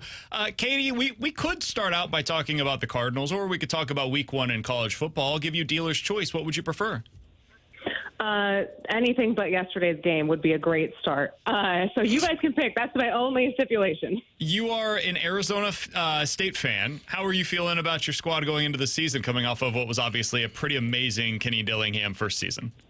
Yeah, I was excited. We were in Cincinnati, so the East Coast to West Coast time change was awesome. Kickoff was at 10 p.m., so I'm set up at the little hotel bar ready to go. And ESPN Plus dropped the feed in the second half. So amazing. I really could not tell you what the second half looked like from the box score alone, though too many penalties because, I am a college football expert, obviously. But I'm really excited, and you're not on the Arizona State train. It's not too late. Think about it. Consider it. Just let me know. Think about it, Katie. You only got 4 more. You get 4 more weekends of college football and Cardinals baseball before it's just college football. That first Saturday, where there are no baseball obligations except for like postseason baseball, which for me will not be work. What? It's going to hit so good. I cannot wait. I was thinking about that a couple days ago, so thank you for reminding me that there is a light at the end of the tunnel, you guys. Are you going to go to any of these games this year, Katie? Are you going to go to an Arizona State game? I am. I think I'm going to go in November to It's Arizona State, West Virginia. So. Nice. Mill Avenue should be very afraid of my return. All right, so now that I gave you the memory of that first college football weekend with no obligations, now let's go back to the memory of yesterday, Katie, when the Cardinals got shellacked by the Athletics. I was there. Were you? Well, of course you were there. It's a BKO. I'm surprised it didn't rain while you were there. That's a good point. It was great weather. Yeah, honestly, I first of all love that Luka got to enjoy the terrace, but as soon as I saw BK there, I was like, this probably isn't going to go well, and then it didn't. You looked up and you were like, there's no clouds, but it feels like it could rain. Yeah. Correct, and it did, maybe spiritually. But I'll say this about the A's. I know their record isn't great. The state of the organization isn't great. They are a very aggressive lineup, and their offense is one of the best in the American League. Sonny Gray does a really nice job of getting to 2 strikes. And the one place you don't want to be as a hitter is 2 strikes against Sonny Gray. He's going to put you away with that sweeper. We've seen it for 2 years now. He had a hard time getting to 2 strikes against the A's, as we saw. We talked to Sonny after the game, and it was really a matter of location. He left a lot of balls over the heart of the plate. And you can't do that with this A's offense. They're very similar with their aggression to the Pittsburgh offense. The difference there is that Pittsburgh was not able to really do any damage against any of Sonny's pitches because he left the ball out of the zone. He did not do that in this case, was not able to set up the hitters to the 2-strike count, therefore not able to put them away, and you saw it get pretty ugly for the Cardinals early. All right, Katie, let's go a little big picture because I don't care to break down any more of the games that we've seen over the last 4 days, to be totally frank with you. We opened with this for our show, and I'd be curious your thoughts. Do you feel more or less confident about the Cardinals and their rebuild and where they're at as an organization today compared to what you felt about them going into opening day this year? Oh, this is such a good question. I wouldn't say I would feel more confident or less confident. I feel more realistic. I think at the start of the season, there were a lot of unknowns on what this team could be. Could this could this reset actually only take a year and the Cardinals could avoid a rebuild? Could these players take steps forward? I think any fan, any baseball person, anyone in the Cardinals organization could sit there and say, okay, not every single player here is going to have a breakout year and take a step forward. At least I hope that was the rationality there. But, there were going to be players that took advantage of the opportunity and players that didn't.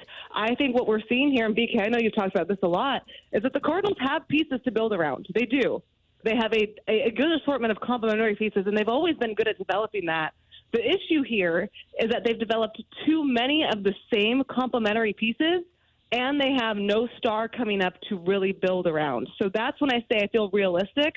I know what this Cardinals club is going to be in 2026.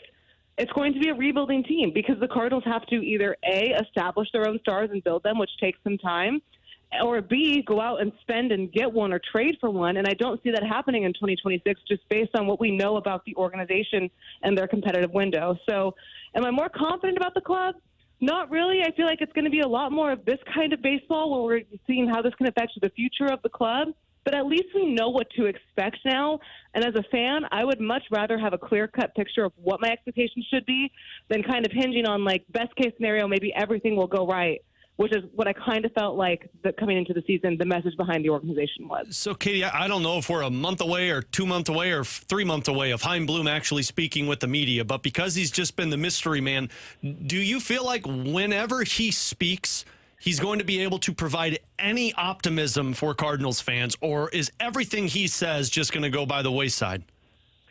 I think communication is going to be so pivotal, not just for Chaim Bloom and his new front office. And by the way, I do think he is aware of how important that is. All right, this is not his first rodeo. He's been with many clubs. He gets it.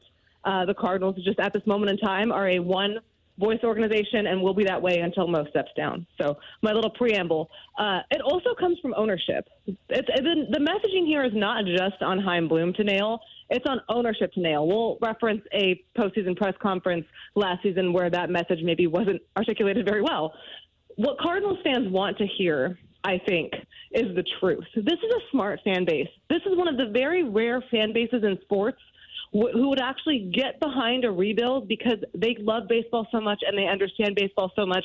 If you just communicate to them what's happening and then show them in the minor leagues by communicating the changes, show them what to expect, kind of explain what's changed and why, they'll understand. I'm not saying that they're going to go sell out Busch Stadium with $40K a night like we've seen before, but I think this fan base would understand what's going on and would at least appreciate some clarity. The last thing you want to do to a fan base is gaslight them. So that's why I think when this organization comes out with their new front office and their new plan for 2026 and beyond, they have to nail the messaging. Let your fans know what's going on and why you're doing it, and then let your fans know how they can see it themselves, and maybe you'll start earning some trust back with this fan base. I am curious, Katie, and Katie Wu's our guest here for just another minute or two on BK and Ferrario. Appreciate her time as always. You can read her work over at The Athletic. She had a really good piece, by the way, today that came out.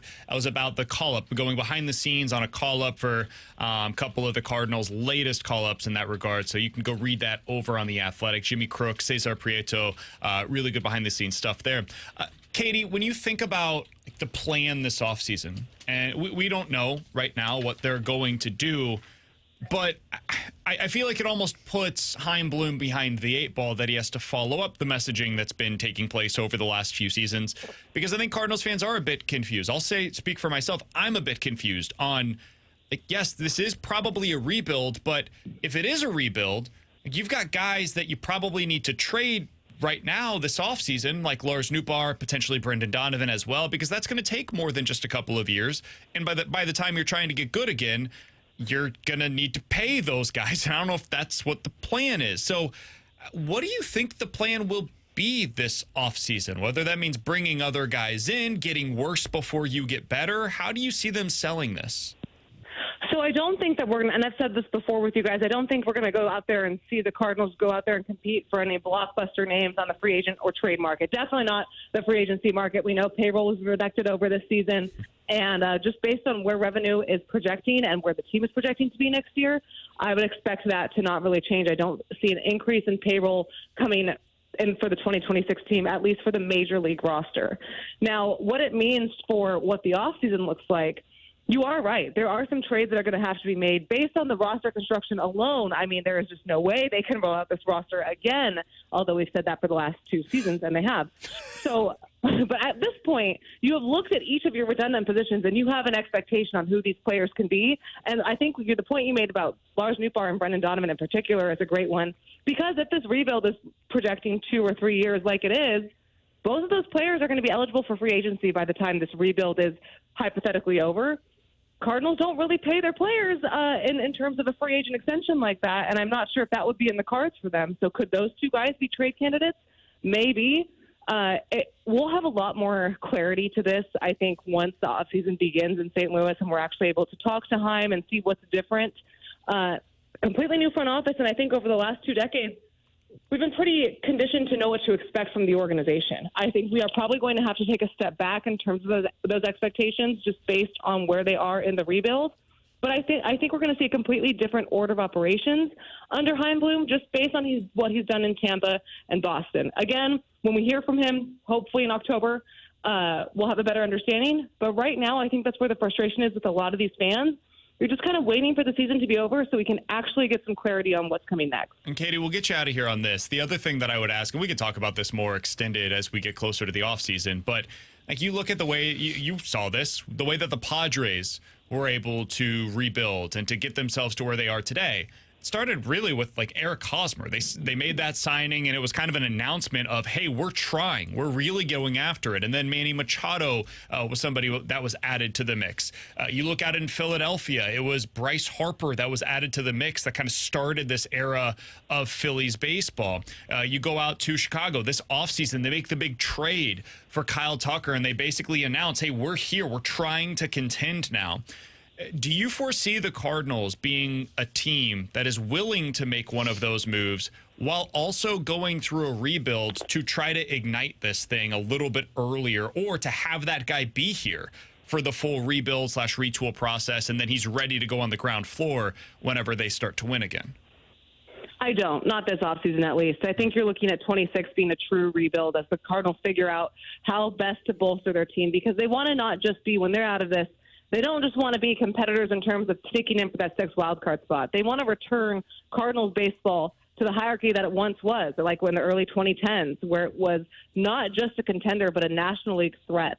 So I don't envision them doing that over the offseason. Now, I could be wrong, but my gut feeling, and based on what I've had, my initial conversations with multiple people in the organization, that doesn't seem to be on the radar this offseason. This offseason is about promoting what they have internally and continuing to develop it. You know, we've talked a lot about player development. What kind of changes are coming for scouting? That they tie into each other.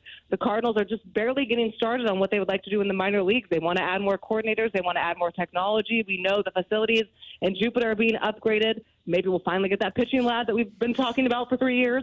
So those are where the investments are going. That's what goes back to my original point about nailing the messaging. Fans are going to look to the major league roster and see a team that lacks a star, that didn't have a high payroll, and think, well, ownership isn't spending. Why should we go? And that's fair. That's valid. Fans aren't going to know where the money is unless this organization communicates it. What they are doing in the minor leagues to promote this club and hopefully expedite this process is just as important. It's just not as flashy because it's not on the big league diamond. I would make the argument, and Katie, this is not directed at you. I hope you know that. This would be directed toward the Cardinals. These other teams have found a way to walk and chew gum at the same time. Why can't the Cardinals do that?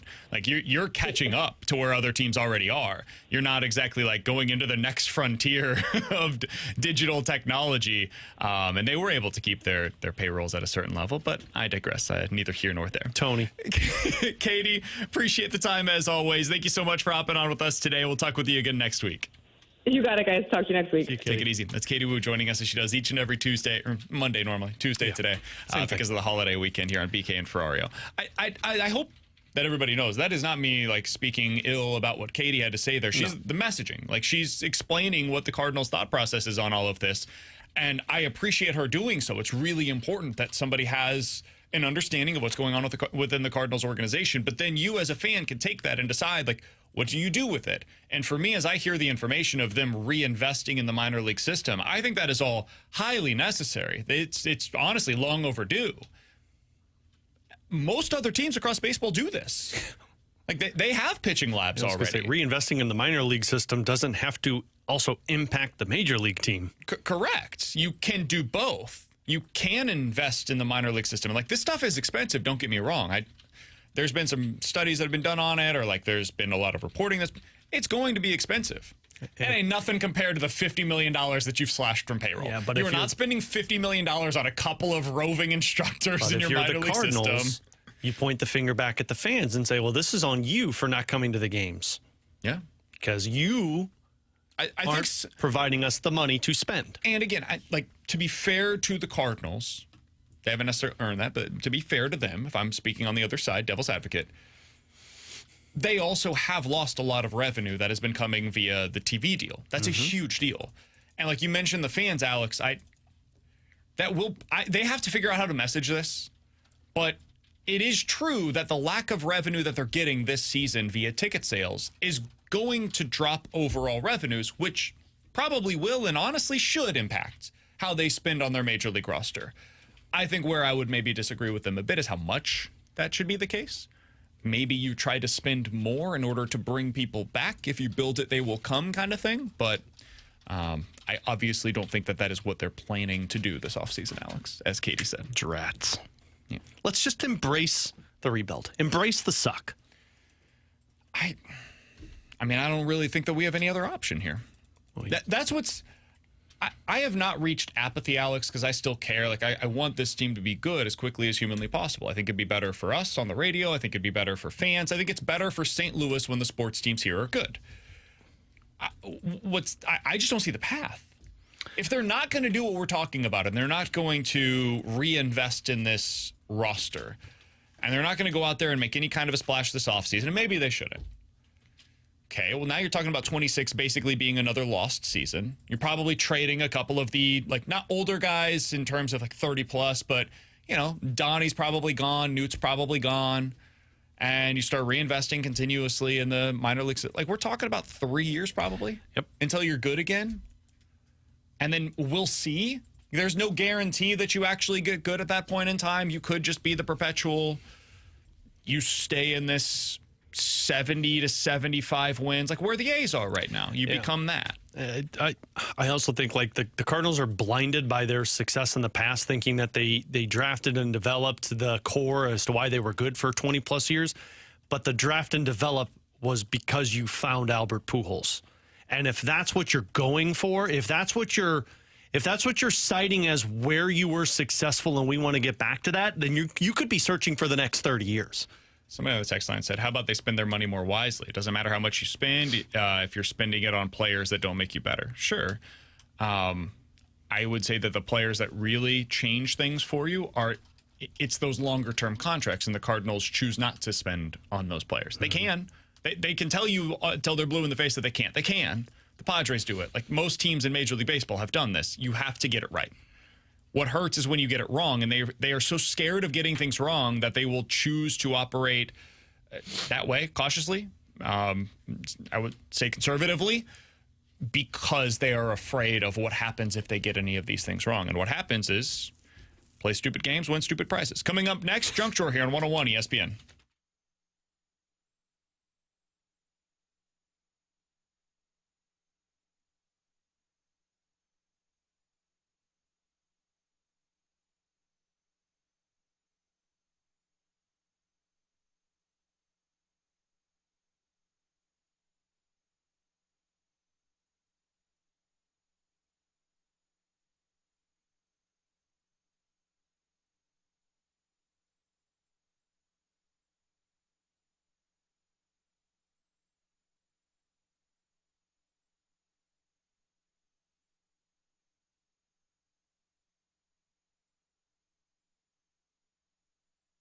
Hey, it's BK. It's time to unlock your inner champion. The place to do so is with Victory Men's Health. Alex, when I woke up today, I immediately went over to my refrigerator, and on top of that, that's where I've got all my vitamins that Victory Men's Health sends me regularly. They're individually packaged, discreet packaging, ready to go. I take those early in the morning, get me going for the day, make me feel at my best. They can unlock your inner champion as well, and they have multiple ways that they can do that. Erectile dysfunction can affect some guys. Low testosterone symptoms. You may be feeling them, especially if you're my age, a little bit older. They can check those levels for you over at Victory Men's Health. Or if you need help meeting those weight loss goals, they can help you with that at Victory Men's Health as well. Super easy process. Go to one of their 4 great locations and book your first appointment online today at victorymenshealth.com. You put in your name, email, phone number, tell them BK with 101 ESPN sent you, and then tell them what it means for you to unlock your inner champion. It's all available for you today at Victory Men's Health and online at victorymenshealth.com. That's victorymenshealth.com.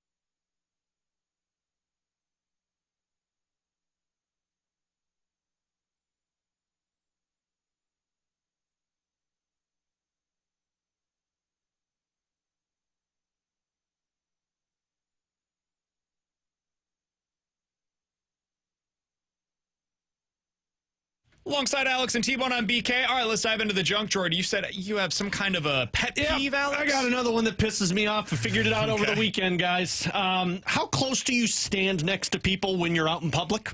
So, like, you're in a line to get something. Okay. How close do you stand next to the person in front of you? Should I show you while we're on the air real quick? Show me. I'm not going to turn around because that's weird. I'm going to do it sideways. So, like, right. I'm in a cash register right now at a grocery store. I am checking out. Yeah, I'm standing here paying. Here. Too close. Take a step back. What do you mean? Because, no joke, we were out eating over the weekend, and I was at the register paying, and there were, like, I don't know, 2 or 3 people behind us. And casual register, like, you know, these in restaurants where it's like, it's the fast food or whatever, where you walk up and you pay and you get your stuff. It's open. No joke. Get back over here, BK. If there's nobody else in the restaurant, I thought you meant we're in a line. No. There were 2 other people. She was like, I'm here. Person behind me was like this, like straight up on me. It's a little close. There's got to be room, and I don't know if this is just post-pandemic thoughts or if it's just my own personal bubble. But you don't need to be standing that close to me. I agree. I would say, hey, excuse me. Can I get a little bit of space? You wouldn't say anything. No chance. You wouldn't say anything.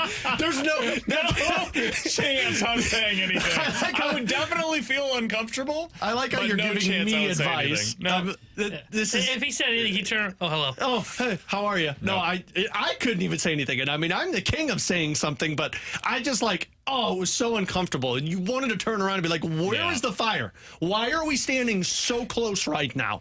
Oh, God, it pissed me off. Yeah, I gave some space. The other day, I was at Four Hands, I mentioned. I gave space to the guy in front of me, and then somebody else just cut in line. You'll never believe this, Alex, but I didn't say anything. You didn't say anything to somebody cutting in line with you? Oh, man, yeah, I would say something on that one. You got to say something there. And then later on that same day, you got to at least say there's a line. We went back to Four Hands after we were done at the game, went upstairs because they've got the arcade game, skee ball and whatnot, so Luca was playing. And at the bar, I was in line waiting on a beer. Guy goes up to the bar because there's not necessarily like a line when you go to the bar or whatever, you know. Well, the guy goes up to the other side and the bartender calls on him and he's like, oh, no, that guy was here before. That is a good person. That is the way that it's supposed to operate. Where he says, hey, he was in line first, go ahead and take care of him, and then I'll get my drink afterwards. Thank you, sir. Very kind man. It's an arm's length, you know? Like, put your arm out, and if my fingers are touching the person's in front of me's back, take a step backwards. VK doesn't even send food back when they gave him the wrong thing. The hell are you trying to say to somebody else doing something? Yeah.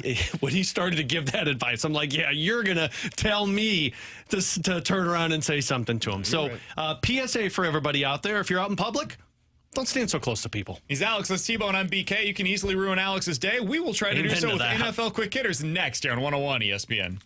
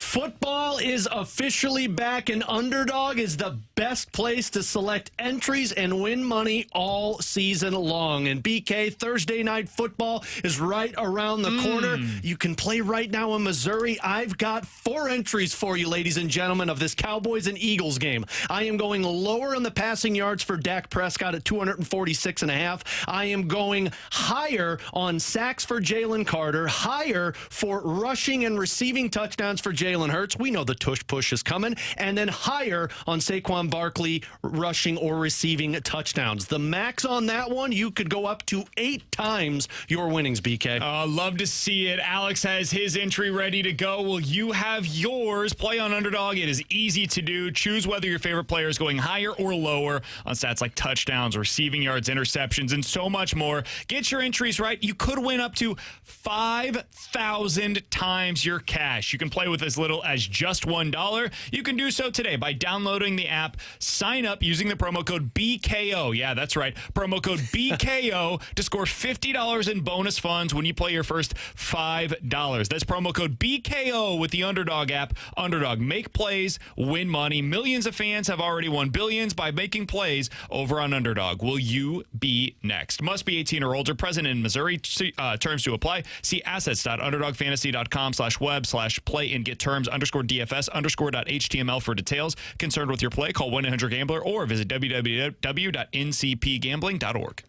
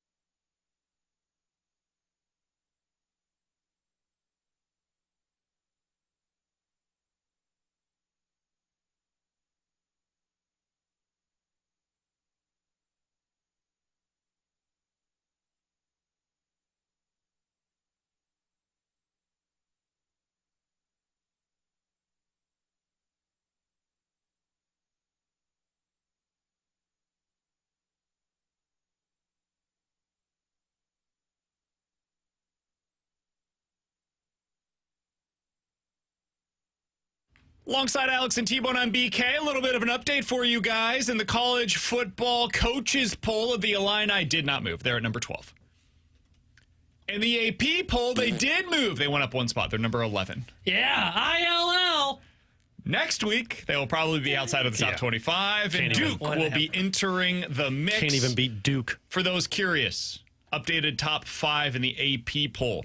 Number 1, Ohio State. Number 2, Penn State. Number 3, LSU. Number 4, Georgia. Number 5, Miami. I think there's some disrespect there to Miami. I think Miami should be 3. Agreed. They just had one of the biggest wins of the weekend. I thought they looked more impressive, honestly, than LSU did. I would have Ohio State 1, Penn State 2. I agree with that. And then Miami 3, LSU 4, Georgia 5. So I just bump Miami up to 3 over LSU and Georgia. How do you guys feel? Yeah, I'm probably right around that one. I was more impressed with Miami's defense than anything with LSU, but I mean both teams had the chance to lose that game. So once you get past 2, I think it's kind of open for discussion. I just feel like the result, I can't be too tied to what I had going into week 1. So yeah, sure, maybe those teams were ranked ahead of Miami going into week 1. Who cares? Yeah. I've now seen evidence of what these teams can actually do on the football field, and Miami looked more impressive. Well, if you asked Dabo Sweeney, he said both teams were bad.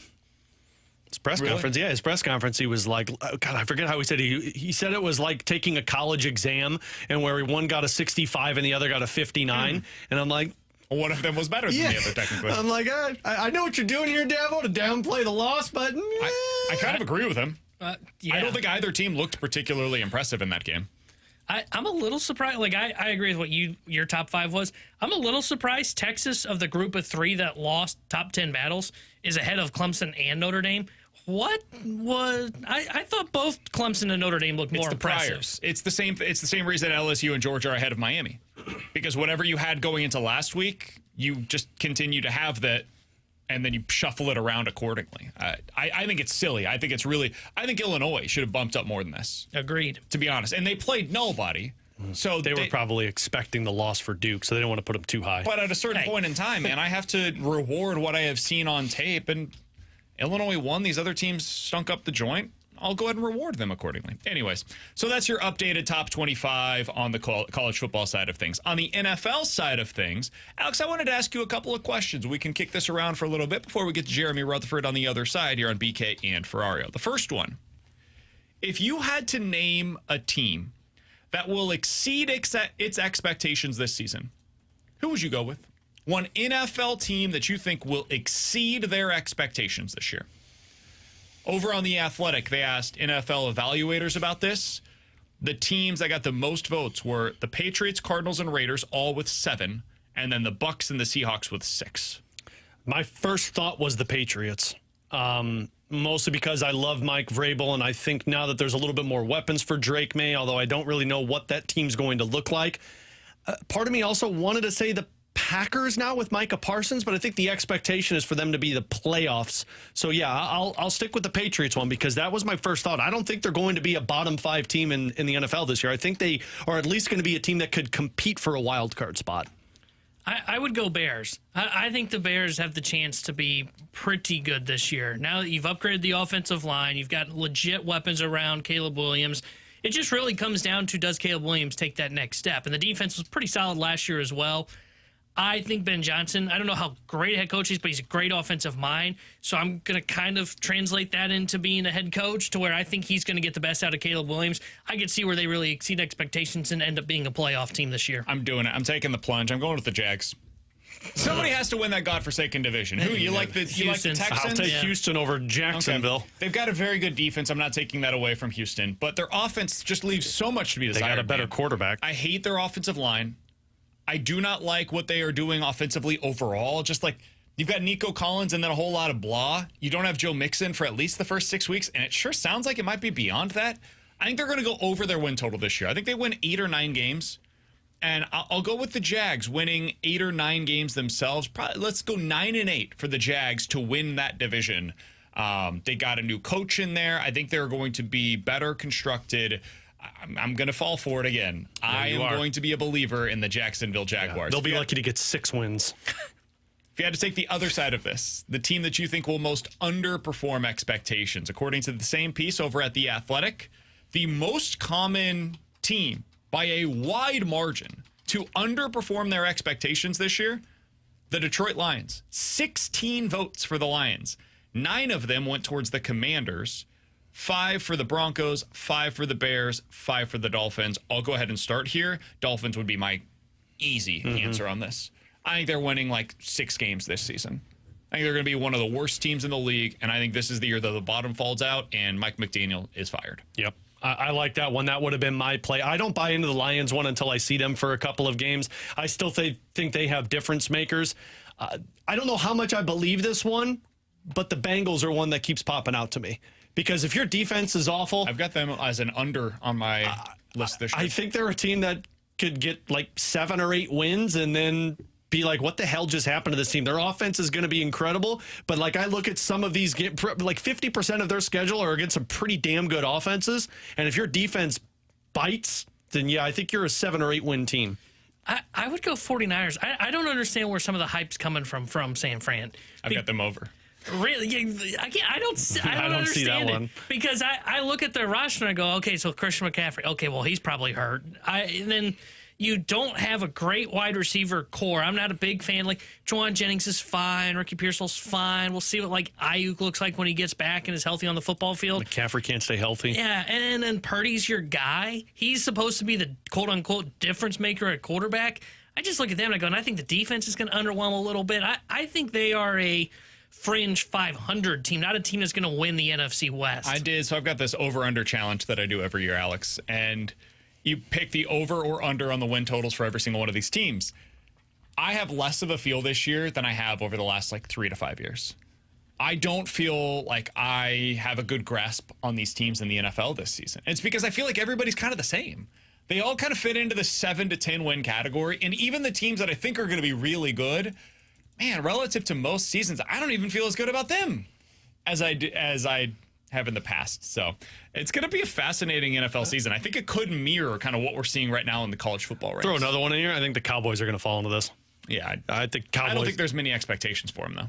Their over/under is 7.5. Okay, yeah. Well, I'm assuming that shifted once they traded the Parsons. That was before Parsons. Was it? But yeah, I'm guessing now it's probably 6.5. Schottenheimer as their coach, Pickens in the offense. The line's old. The defense is not what it was before. That team might be 5 wins. One that I almost threw in here was the Rams, and I didn't want to say it because they're my boys, but. Yeah.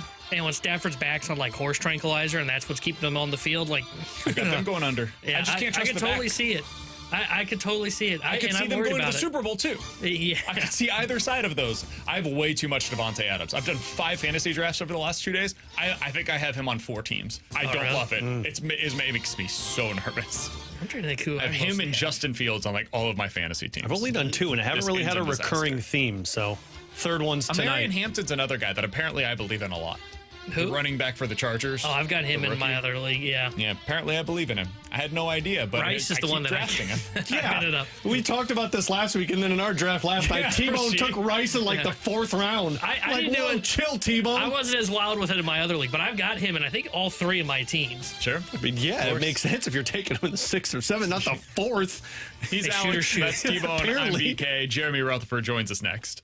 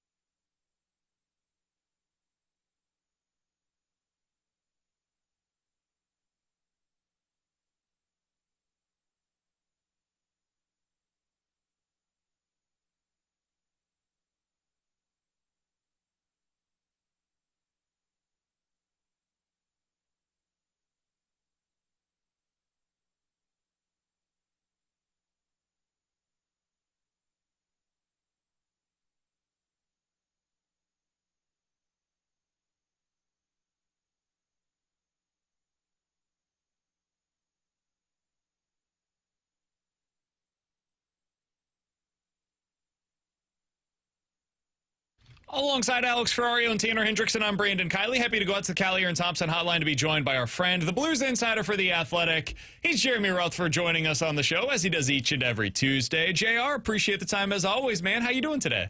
Doing great, except for if I could do a little PA, if you guys don't mind. Public address announcement in this very room about 12 hours ago, so that's 2 o'clock in the morning. The fire alarm went off for about 15 minutes. We're not talking about a chirp to tell me the battery's dead. I changed the batteries. We're talking full on, but no fire, fortunately. But for 15 minutes, when you got 2 kids, and I don't know what to do in those situations, fire department had to come out. So we thank Oh my gosh! Yeah. So, at 2 a.m.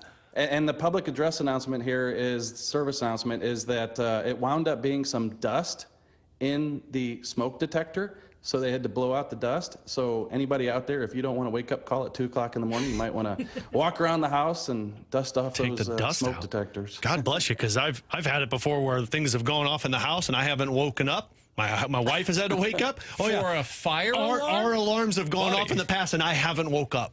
Oh. And Katie had to nudge me to wake me up. And I'm like, well, that's not good. I mean, there are times where Luca wakes up and I don't hear him on the monitor. Oh, yeah. But Nope. I would hear a fire alarm. Nope. I have slept through a fire alarm, so you can tell at times whenever you're worried about, or my wife's like worried about somebody breaking in, I'm like, well, you're kind of on your own in that sense because I'm a dead man walking or lying down. All right, well, we're getting close to the alarm for the Blues season. No. Beginning.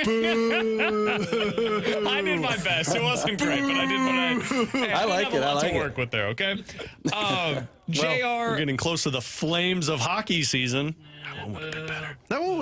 That would have work if they start with the Flames. That would have worked. We're getting... No, I'm stuck in my own head. All right, mine was better than yours. We'll get it working.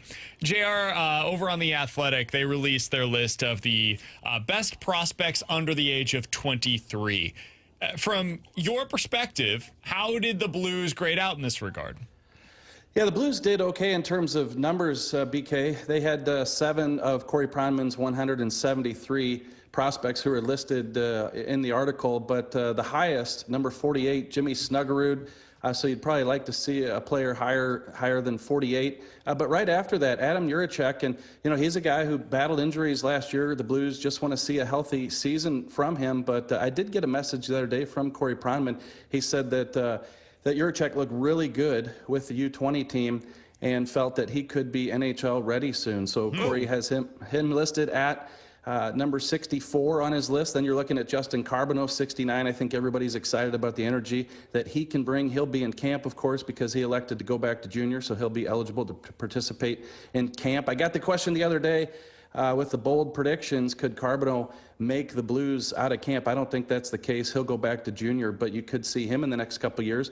And then at number 76, Dalibor Dvorsky, who we'll also see in camp. So you got a few players I think that Blues fans are excited about atop that list of 7 that Corey puts in his article, but none higher than Jimmy Snuggerud at 48. I think 6 of them, JR, were kind of under that tier that they labeled as, middle 6 winger with bubble potential of top-line player. Is that a bad thing for the Blues to have all of these guys that they put a lot of draft stock into to just be projected as middle 6 guys for the NHL? I don't think so. For one, unless you're going to draft in the top 5, it's really hard to look at a guy and say he's top line future NHL player for years to come. I think a lot of times, even when you draft at 10, 20, 30, you're going to get guys that are projected as middle 6. And also, let's not forget this.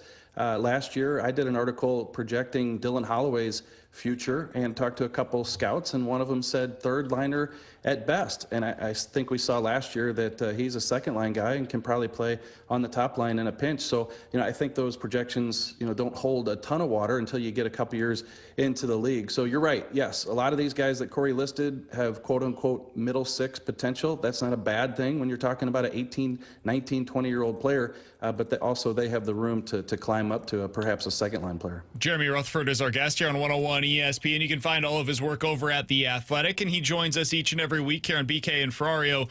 JR, earlier today we had a conversation about Dylan Holloway. I brought up a list that he's on among players that are 23 years old or younger that had a season in which they scored at least 25 goals, 60 points, and 150 hits. So goal scoring, plus assists, plus physical presence. It's a smaller list than I would have anticipated. The names on this are Dylan Holloway last season, and then before that, Brady Tkachuk did it. Andrei Svechnikov did it. Gabriel Landeskog, Milan Lucic, which is interesting given the fact that he is now a St. Louis Blue. Bobby Ryan, Alex Ovechkin, Dustin Brown. Many of these players, few of them are exceptions, but many of these players kind of stayed that way, right? They became 25-ish goal scorers and 60-ish point producers for the longevity of their careers without having that incredible high that we're hoping for with Dylan Holloway. JR, what do you think it would mean for the Blues if what we saw last year becomes the norm for Dylan Holloway and there isn't necessarily that next step for him?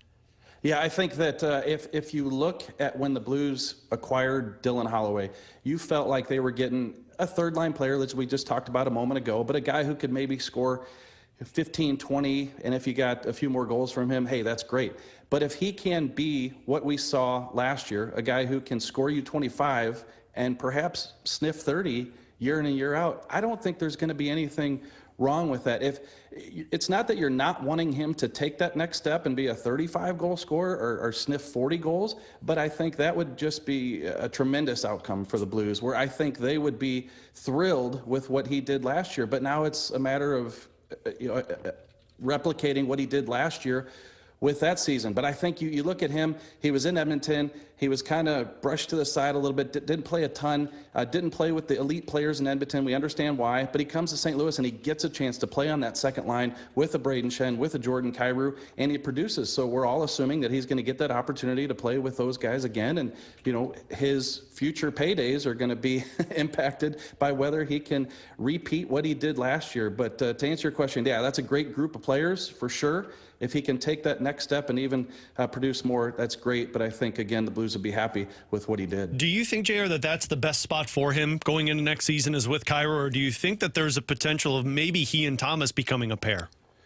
Well, I think that's definitely a possibility. I think that Jim Montgomery's probably thought of that and other line combinations using Dylan Holloway.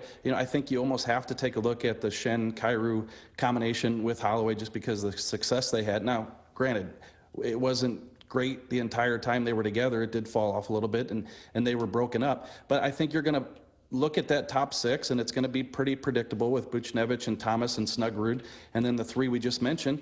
And if there's a lull or there's a lack of performance, I think you'll see all those guys get a chance with each other. The one thing, Alex, is you look at Holloway, and he played well on the left.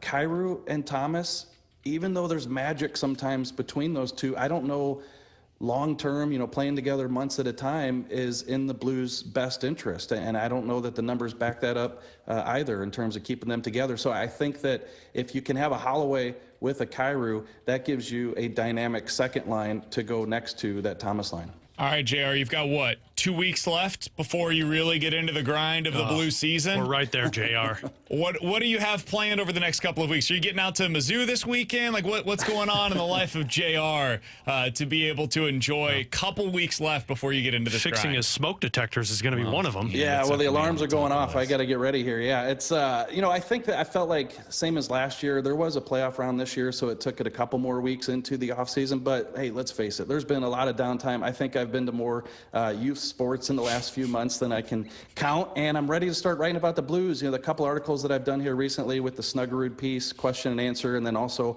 the bold predictions from the readers the other day. You can see it in the comment section at The Athletic. People are getting fired up. I know the response has been the same with your segments. So I'm ready to start writing. We're going to get to a practice next week. The prospects are going to be out at Centene on the 11th and 12th before they leave for the Tom Curver Showcase.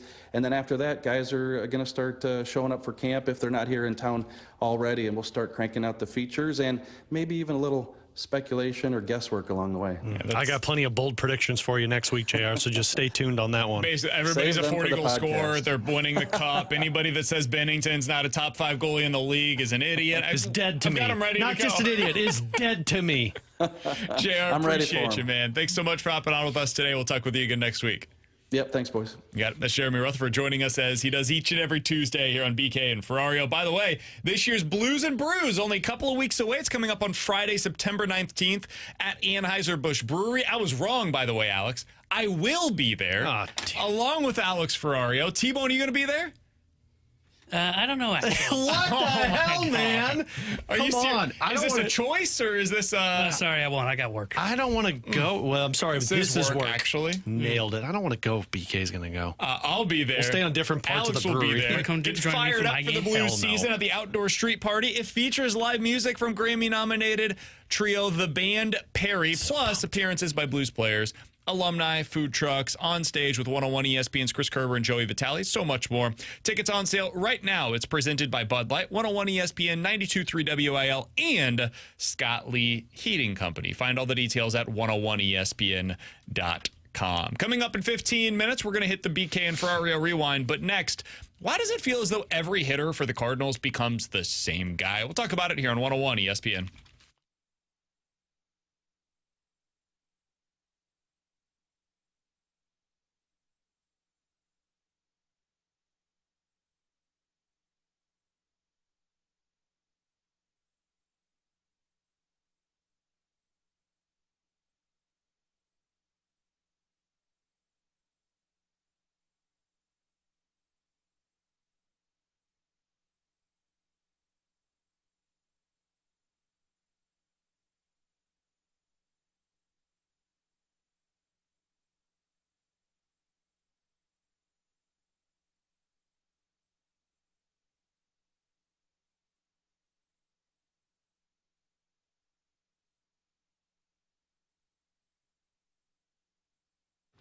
Tanner Hendrickson here to tell you about my friends DraftKings Sportsbook, America's top-rated sportsbook app, which is coming soon here to the Show Me State, and you can sign up today. New Missouri customers can get $300 in bonus bets when we launch on December 1st. Download now and place a $5 bet when DraftKings Sportsbook goes live. DraftKings Sportsbook brings everything you need to elevate your game day, including live in-game betting, lightning-fast payouts, and endless ways to get in on the action, all right from your phone.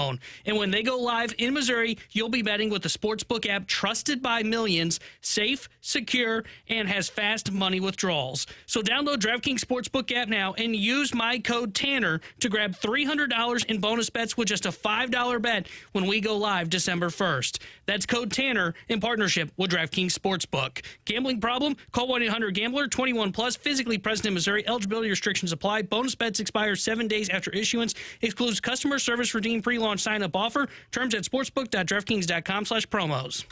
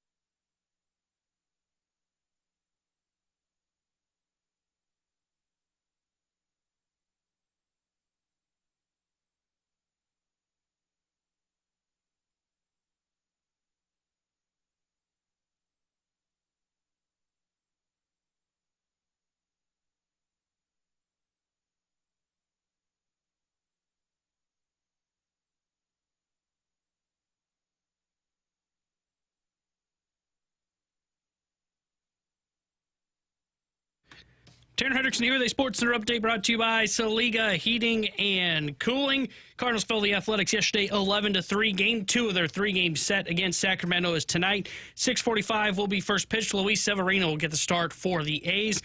Miles Michaelis will be on the mound for St. Louis. And the new AP Top 25 poll is out. Illinois moves up one spot to number 11. The Sports Center update is brought to you by Saliga Heating and Cooling, a Daikin heating and air conditioning dealer.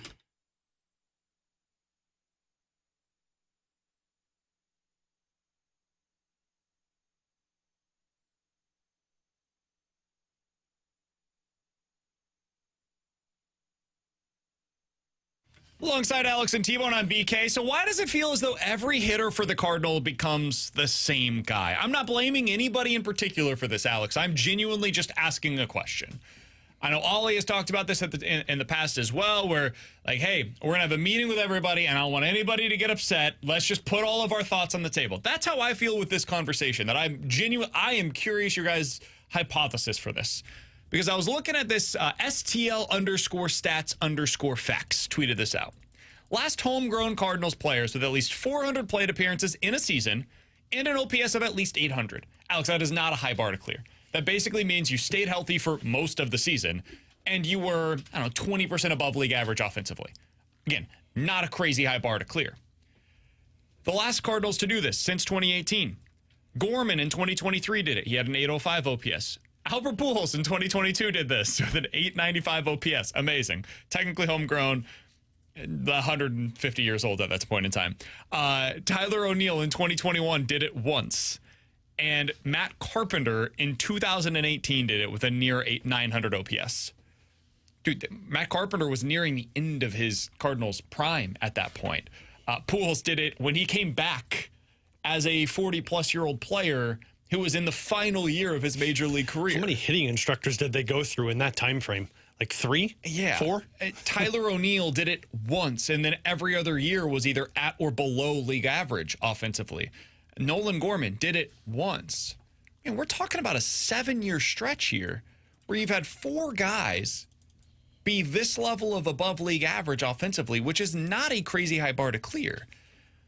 Alex, to me, it feels as though the Cardinals have produced a lot of 6-hole hitters.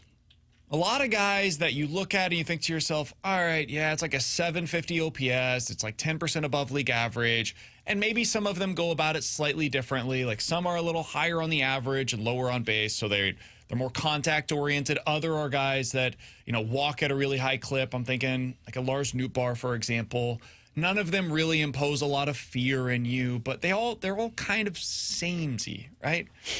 And you look at the profiles, you're like, all right, utility player, solid 6-hole hitter, complimentary piece. They all end up being the same thing.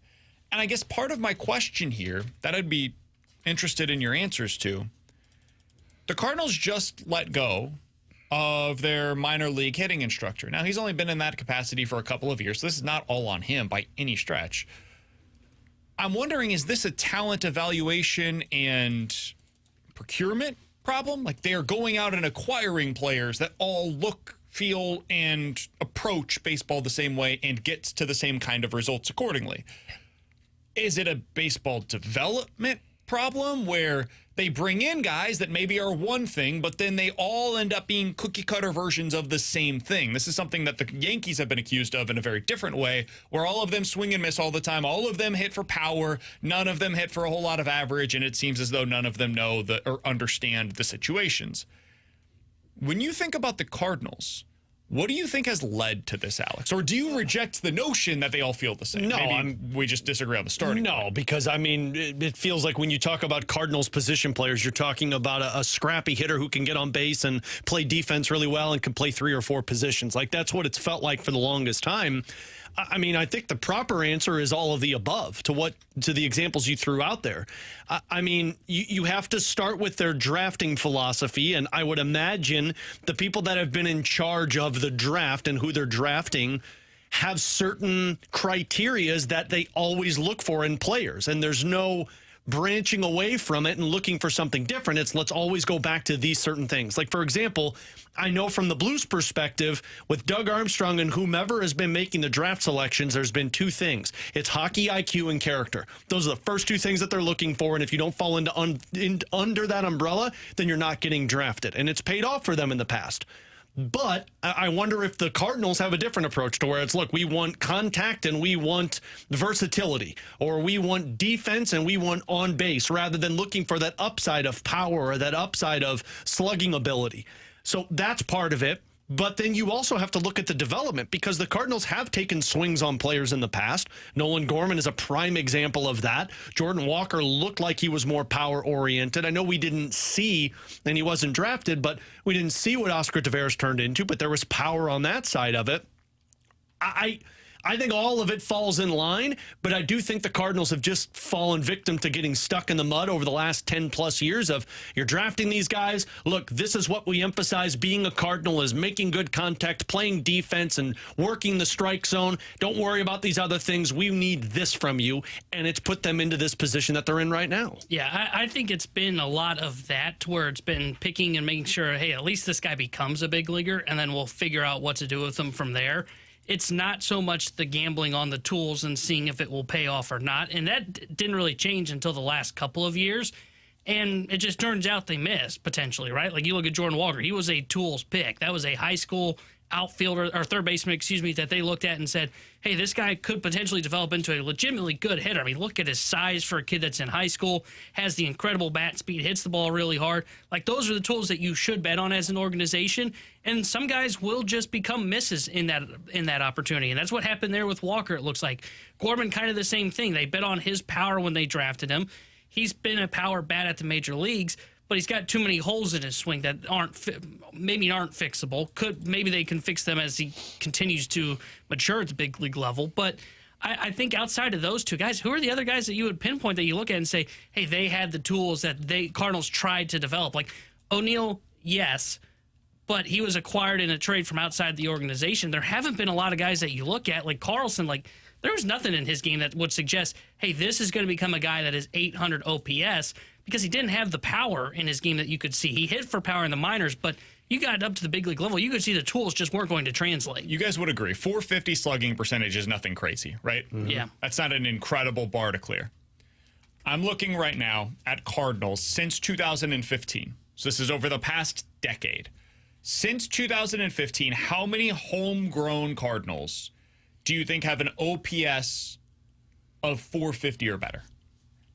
A slug over 450 or better? Excuse me, a slugging percentage, yes. I apologize. Oh, boy. There are many that have an OPS over 450. This team. A slugging percentage of 450 or more. And this is not an individual season. This is for their Cardinals career since 2015. Homegrown slugging percentage above, let's go 440, actually. Let's mark over it a little lower. The You had to add a couple more. Yeah. I'll say for their 5. career. No, 4. For the time since 2015. 2015 to now. 10 years. 4.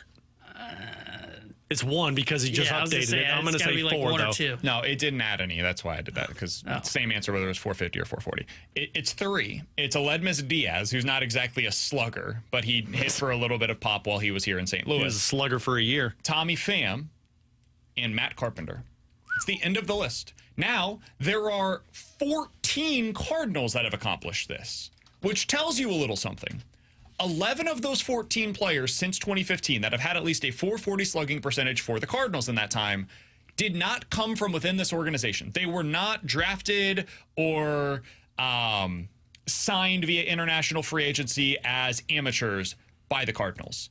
Those players include Randall Grichuk, Paul Goldschmidt, Brandon Moss, Jose Martinez, Wilson Contreras, Tyler O'Neill, Jed Jerko, Nolan Arenado, Marcell Ozuna, Matt Holliday, and Jason Hayward. All of those guys came externally. And the Cardinals are now trying to sell me on the notion that they need to draft and develop these players. All right. I mean, you better change a lot then. Because what I'm seeing is that you have not drafted and or developed, whichever side you think is the problem, or both, whatever it may be, you have not shown an ability to find or develop these players. And now I'm supposed to believe that that's just going to change? I don't have that in me. I don't have it in me to believe that that's going to change. I believe in this coaching staff. I think they do a pretty good job by and large. But, man, at a certain point in time, I've got enough history to show me over the last decade, the Cardinals organization has not developed power. It hasn't done a good job of that.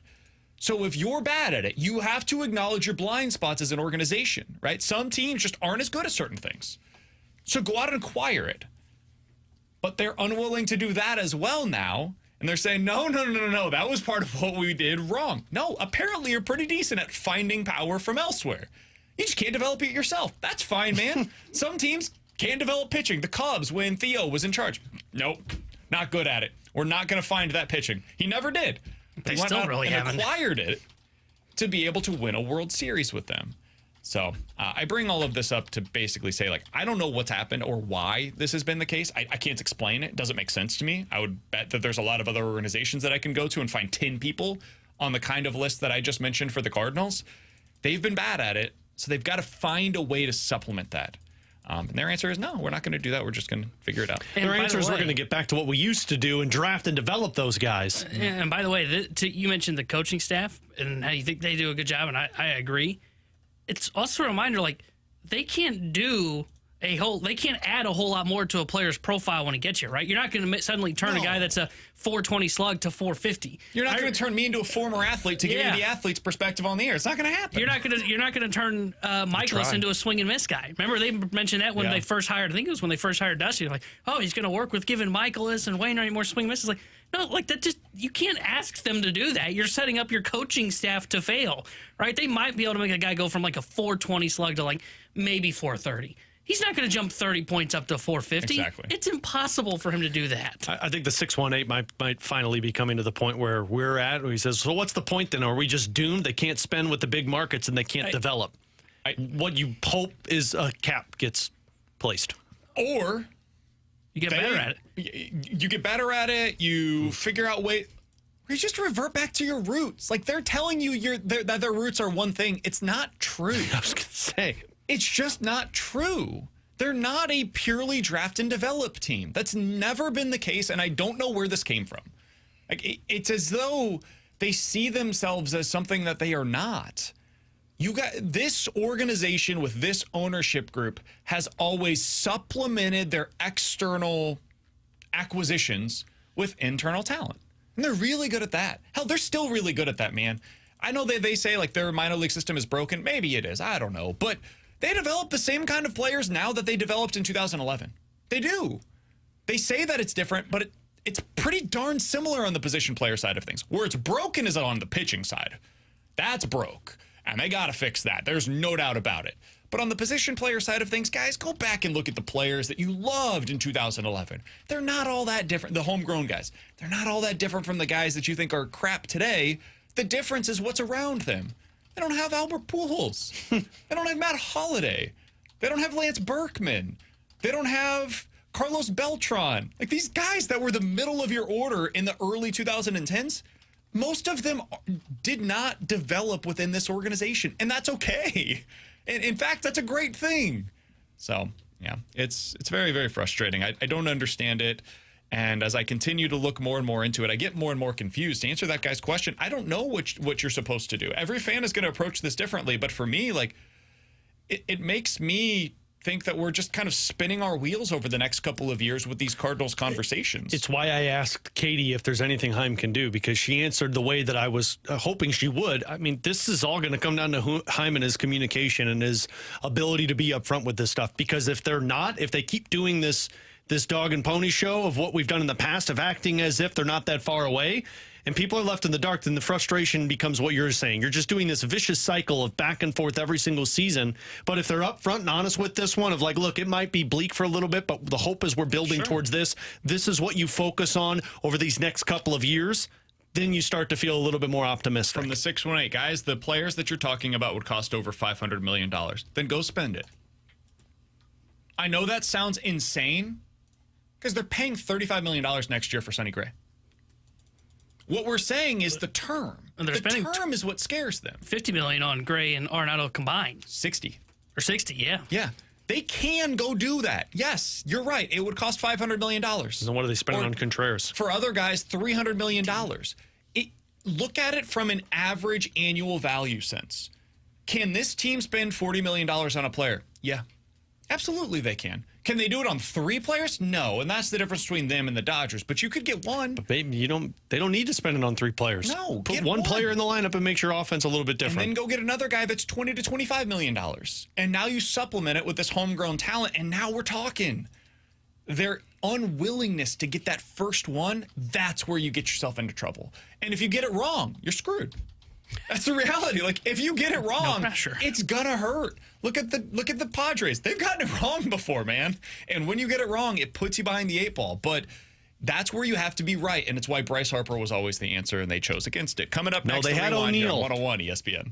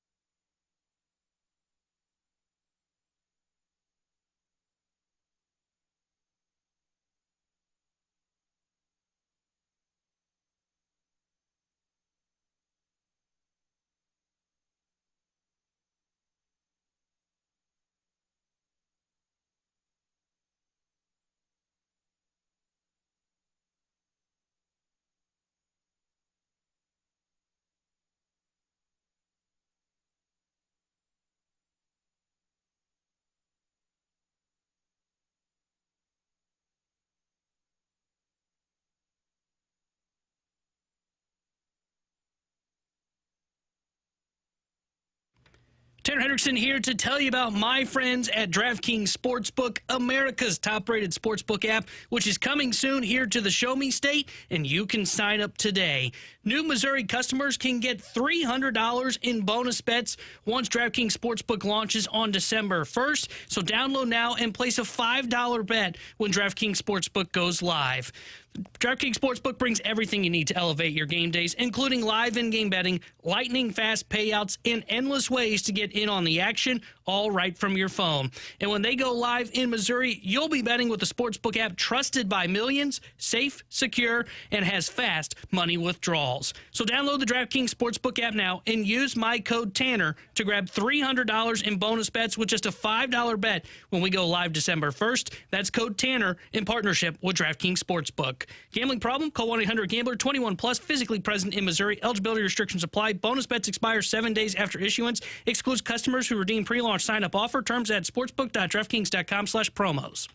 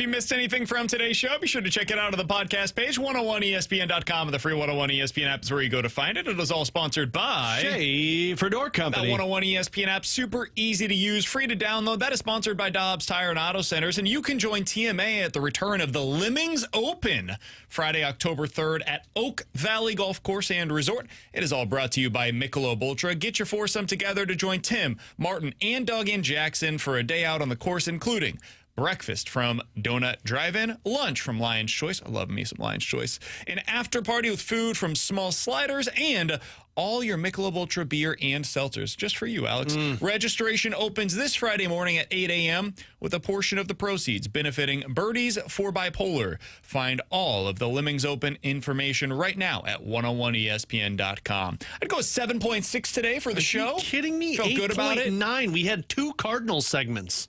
That is true. Yeah. T-Bone? As a Cardinal guy, I would like more, but man, they're just not worth it. We got I'd go 2 Blues in? 8.5. Speaking of the Cardinals, I'm excited to hear what the Fast Lane has to say about the lineup today. I would imagine they're going to be playing the lineup game very soon. It should be a fun one. I wish you guys nothing but the best. We will talk to you guys tomorrow at 11 a.m. For Alex and T-Bone, I'm BK. Fast Lane's coming up next year on 101.